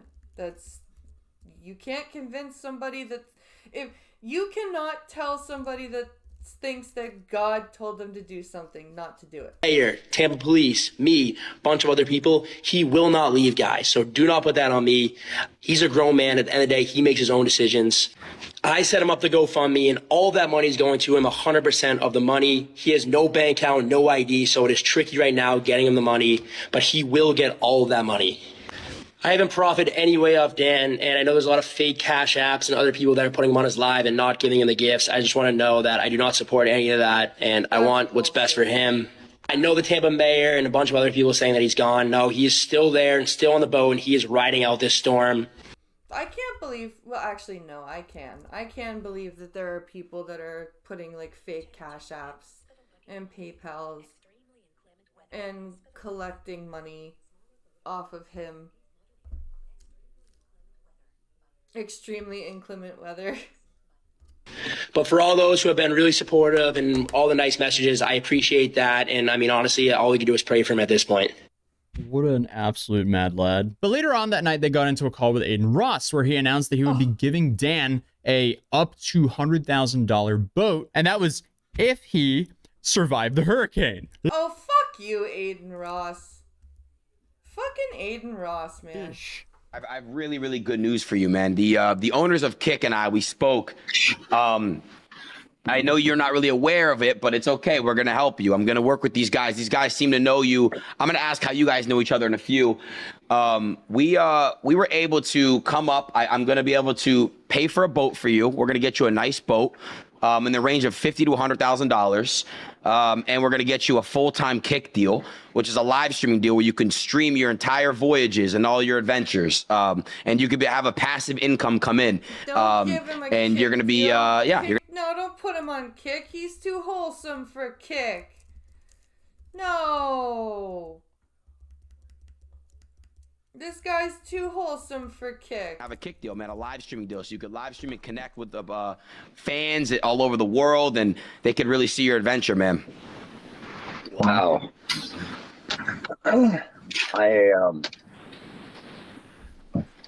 Thank you. It's gonna be insane. So that's a really nice thing to do. I saw a lot of people were torn on this because that also just like heavily incentivized him to stay in the boat for the whole hurricane. Yeah. But I mean, if the police didn't convince him to do it, if the mayor didn't convince him to, if the news didn't convince him, if the guy who's helping him couldn't convince him, I don't think he was going to go anywhere else. But either way, that's clearly a life-changing call right there for Dan. But sadly, this is about where the narrative about him started to switch up because, well, as soon as you get into contact with people like Aiden Ross, then things get a little iffy. Now, I mean, he's going to receive a bunch of money. He's raised thousands of dollars on a GoFundMe, so people start digging into his past to figure out, okay, who is this guy? And this video, digging up his past, went viral, and everyone started to label him as a grifter. First off, this man has a GoFundMe with over $20,000 in it. He's not homeless. Period. He lives on a boat, except for the short year that he spent in prison for beating a EMT with a violin. His GoFundMe is under a different name. Wait, what? EMT with a violin. A violin? He beat an EMT with a violin? Is that what I heard? GoFundMe is under a different name than the one that he's using in the Daily Press and the one that he was arrested in. So it's really hard to tell who exactly he is. But what I have found is that his Facebook page lists himself as a digital creator. That's right, a digital creator. He lives in Palm Beach. Knowing that there was going to be a storm, he anchored himself to the worst place in all of Tampa. The worst place. From where he anchored, there are 4 marinas. The Hillsborough River, a short jaunt, like literally not even 700 feet from where he's anchored, would have been a safer location to put his boat. He was offered hotels. He was offered homes. He has clearly made $20,000 in a GoFundMe. All of this for internet clout. Meantime, there are people who are homeless in Tampa, in St. Pete, Clearwater area. There are people who are infirm, who are gravely ill, who have no cars, who cannot leave, who do not have options. And those people have my sympathies. Those are the people that deserve our sympathy. Not people who have decided that they want to chase clout on the internet. Not people who have $20,000 in a GoFundMe that they started 3 weeks ago. Not people who came to Tampa. Where's the, like, how can we verify all of this? To make a point, not people who chase internet fame. So Yeah, he actually talked about this in the newspaper. Oh. So while she's dug deep into this guy's background, I don't think she's actually paid attention to this whole Lieutenant Dan saga on TikTok, because he's not out here begging for money. It was people who offered to give him money. But the violin claim ended up being a little bit too far-fetched to be true, as it was violence abbreviated to violin with an EN on the end of the charge. But Wow. Wow, you couldn't even figure out. while he does have a negative past, I wouldn't really call him a grifter. I at least haven't seen enough information to make me think so, at least. Clearly, some shit happened in your life if you're homeless living in a busted up dinghy as back-to-back hurricanes are headed your way. He's not... Yeah, you're obviously like not having a best your best life has not been lived. If this is she's uninformed. Yeah. She seemed not organizing the GoFundMe, as I said previously. He didn't even ask for the GoFundMe to be made, but he's definitely a TikToker. I don't know. Like, it's... Sure, the guy did say, hey, we set up a GoFundMe for the guy, and Dan then went, hey, if you can, feel free to donate to me, but he didn't set all that up. But I don't think his intentions here were to scam people with donations. People wanted to help a guy who reminded them of a beloved movie character, and they did so. But obviously, people's opinions of him might have changed after they found out he had a couple dozen felonies. Apparently, this was Aiden's reaction to the felonies. Wait, what? I don't even know what to say. I'm gonna go to the bathroom real quick, bro. I really don't even know what to say. I swear to God, I don't know what to say. But keyword here is he never says he was going to take back the donations. So Aiden ended up clarifying. 3, 2... Yo! Yo!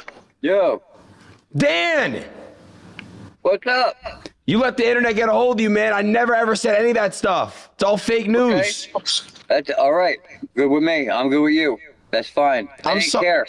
I know you didn't care. I saw your reaction, but it broke my heart a little bit because it's so easy to manipulate the internet into thinking of a clip.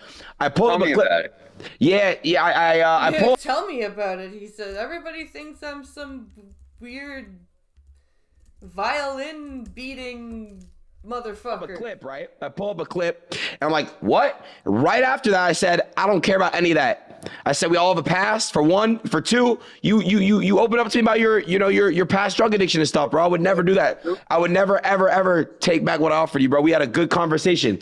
I even texted your boy Tanner at 4:30 in the morning after the stream ended. I said, well, let's have a boat. Does he want? Did he pick out his boat?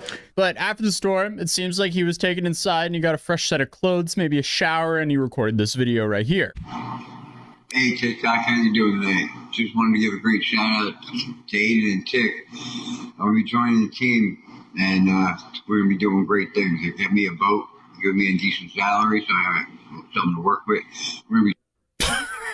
Why did it end there? Okay, clearly he's not the most tech-savvy person, because he posted this on his TikTok. It's a 15-second clip. He might have ran out of space on his phone, but there's no follow-up. There's no caption to this. There's just that video. Right. So if you want to follow his journeys, his name is JC331 on TikTok. Oh. JC331, huh? This is just weird. I wouldn't take the Kick deal. I mean, like, Kick is Kick, right? It's a weird infrastructure.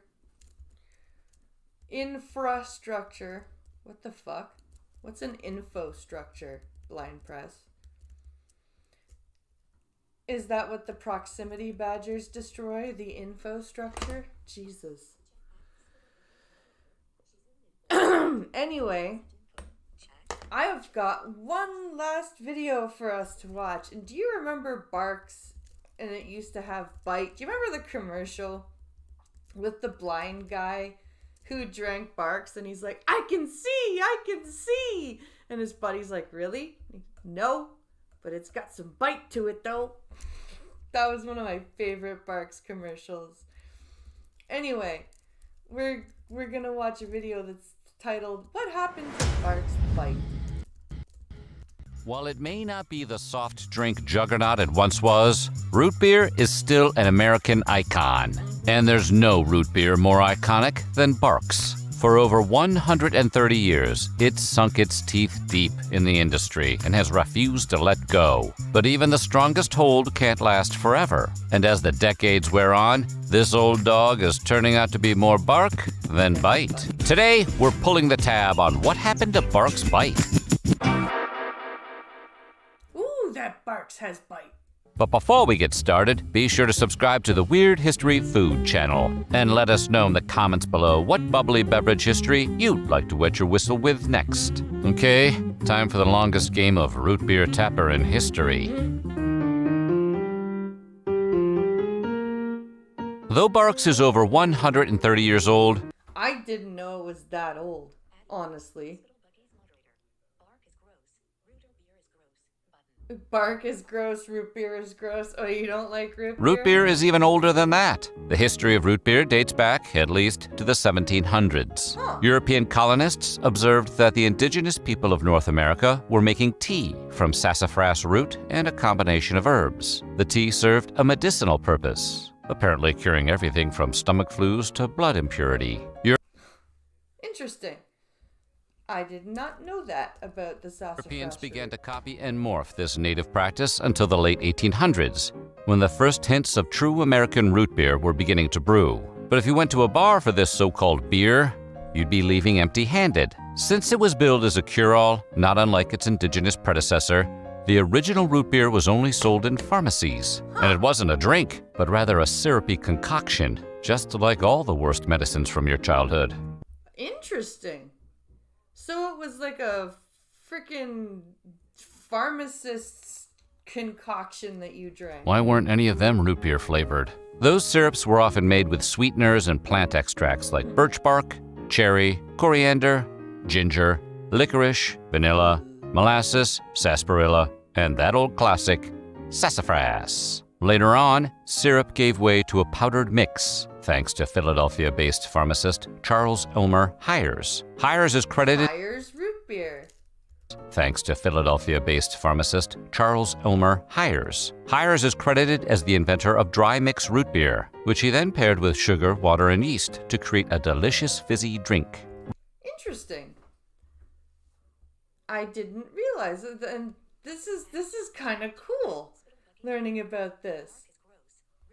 This is so interesting. Recognizing that people usually prefer their beverages already in liquid form, Hires began to sell the drinks pre-mixed, which is when his business really started to take root. In 1876, he took his invention to the Philadelphia Centennial Exhibition, where the public turned out to be all about the bubbles. By 1893, thanks to years of stellar sales, Hires was able to take his production and distribution to the next level. He and his family became the first people to put root beer in a bottle, which Interesting. So, was it glass? Changed the tide of the burgeoning soft drink craze forever. Suddenly, Hires wasn't the only root beer baron around. Not long after bottling his creation, a man in Mississippi was mixing up something big in a tub in his backyard. Ha! Bathtub root beer, alright!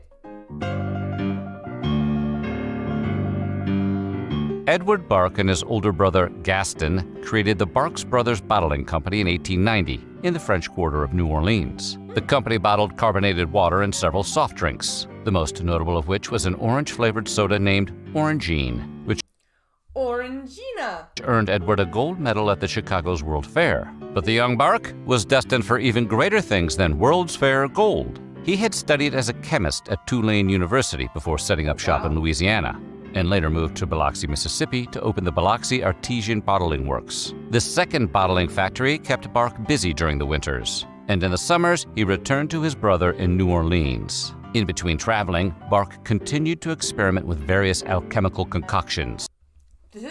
Why can't we be doing this shit anymore? Like, this is really, really interesting stuff. This is so cool. Now I want a root beer, goddammit. Dreaming up soft drinks in the hopes that one would have sticky, syrupy staying power. Around 1898, with the help of a young man named Jesse Robinson, Bark found just the thing, a bubbly beverage they called Bark's Root and Herb Brew. Why such a circuitous name? Well, back in Philadelphia, Charles Hires was attempting to trademark the term root beer. He'd lose that battle eventually, but for now, Barq's has to get a little creative with their naming conventions. Thanks to their pre-established bottling factories, Barq's Root and Herb Brew was able to go into production immediately. However, after some early advertising, they decided to shorten the name to just Barq's. It's got bite.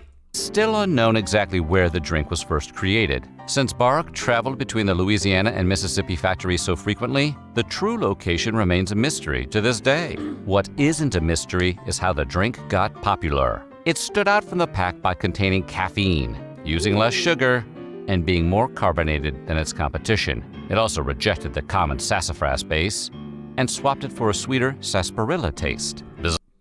So it's more carbonated, which is more bubbly. It's got sarsaparilla instead of sassafras, and it's got caffeine. That probably brought its bite. Barley, one of the reasons it became a popular root beer, is also the reason it technically isn't root beer at all. By containing caffeine, Barq's is actually closer to a soda. But since the taste is more akin to root beer, that's what it became known as to the general public. Barq's and Robinson priced each 6 to 8 ounce bottle at just 5 cents. So everyone could get a chance to taste it. And taste it, they did. 5 cents a bottle for a Barq's. Marketing to the common people proved to be the right strategy. The drink's popularity quickly caught on. In the 1920s, during Prohibition, root beer sales skyrocketed as an alternative to alcohol, and Barq's started offering their products in cans. In 1931, with bottles back on offer, Barq's son Edward II convinced him to switch from 6 and 8 ounce bottles to a large 12 ounce one. They adopted the iconic diamond-necked bottle shape in 1935, as well as a simple slogan, "Drink Barq's, it's good." And by Drink Barq's, it's good. 1937, Barq's had erected 62 bottling factories across 22 states. Wow. That same year, Edward Barq made enough money to completely buy Robinson out of the business. But they struck a unique franchising deal, allowing Robinson to operate a bottling business in New Orleans and sell Barq's products in a limited area within Louisiana. They wrote up an official contract, shook hands, and remained friends and business partners for the rest of their days. That's actually kind of cool. You don't hear very much of non-acrimonious business disillusionment. That's cool. But in 1946, Robinson's bottling business changed its name to Barq's Beverages, Inc. This one act set the stage for a long and grueling legal battle 40 years later. In 1987, Barq's remaining heirs filed a trademark infringement lawsuit against Barq's Beverage, Inc. They claimed the business was illegally operating under the Barq's name, which they had no rights to. After some dramatic deliberation, the case was ultimately dismissed. Why? Because the 1935 contract signed by Edward Barq and Jesse Robinson stated that Robinson wasn't just a franchisee, but rather a co-owner. And as long as Barq's Beverage, Inc. only operated in Louisiana, nothing was being infringed. The two co-owning companies had no choice but to continue selling Barq's products side by side until 1995, when Coca-Cola swooped in and bought the brand outright. Oh, God damn it. Buy them out, boys!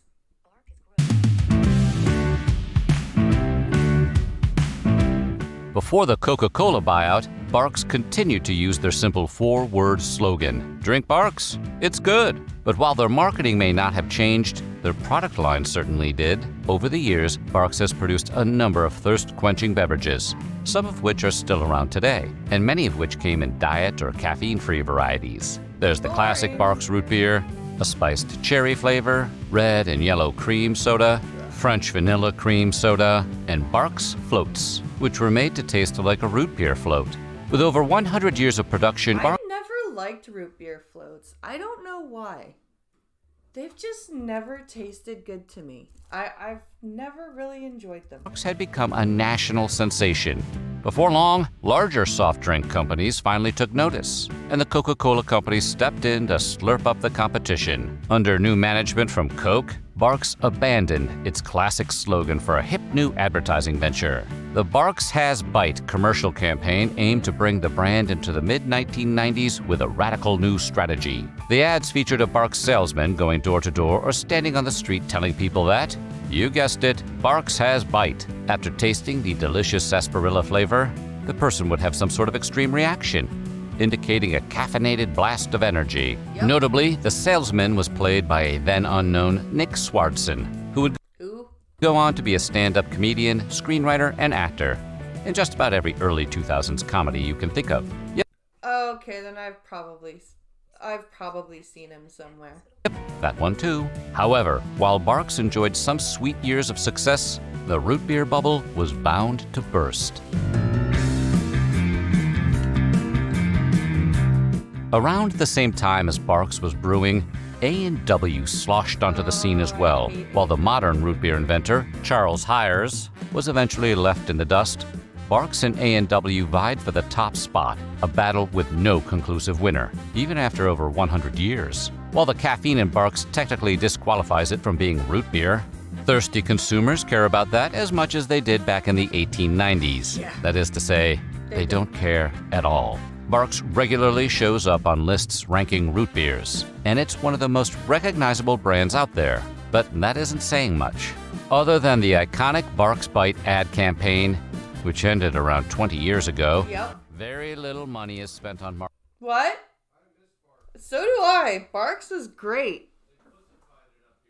Yep. Marketing root beer to the average grocery shopper, with the deluge What? Yep, I miss Jolt too. of soft drinks available on store shelves today. You know, Monster Root beer looks exactly like Jolt now.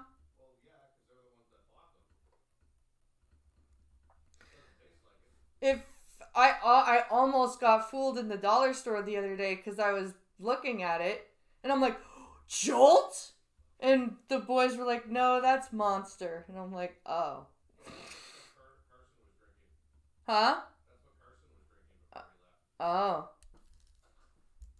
beer can't compete. As such, it's only moderately popular outside highly specific demographics, like Mormons, who down the drink in obscene amounts since many don't consume alcohol or caffeine. So traditional root beer is right up their alley, just as long as they stay away from Barks and its caffeinated bite. There's also a market for small boutique brands of root beer untouched by the monstrous conglomerates that are Coke and Pepsi. You could probably find at least one regional brand in your local grocery store. But outside of these niches, root beer simply doesn't float, unless you're reading Coke's website. According to them, Barks still has bite after all this time. Maybe bring back Nick Swardson? Just be sure to catch him in between. What? Yep. Goddamn Mormons. They're always making a mess of stuff. Oh, wow. That was fun. Ooh. All right. Well, I think I'm going to end here and go. I'm starving. Even though it's like 12 something. Check Addie Cannibalistic Wizard. I get a root beer float ice cream. It's vanilla ice cream and root beer sorbet. Personally, I hate root beer floats cause when they mix I don't like it. But You don't like root beer floats? I don't either. I've never liked root beer floats. I've tried them. I just don't like them. I find them just too sweet. I don't like it. Right, guys. That's gonna be it for tonight. I hope you guys enjoyed yourself. I'm gonna do some gaming at some point. But I'm not sure when. But I will see you guys later on. I hope you guys have a wonderful day. If you're Canadian, have a happy Thanksgiving. I will see you guys later on. Check out the videos that are on the YouTube channel. And I will see you guys later. Thank you for watching. Bye!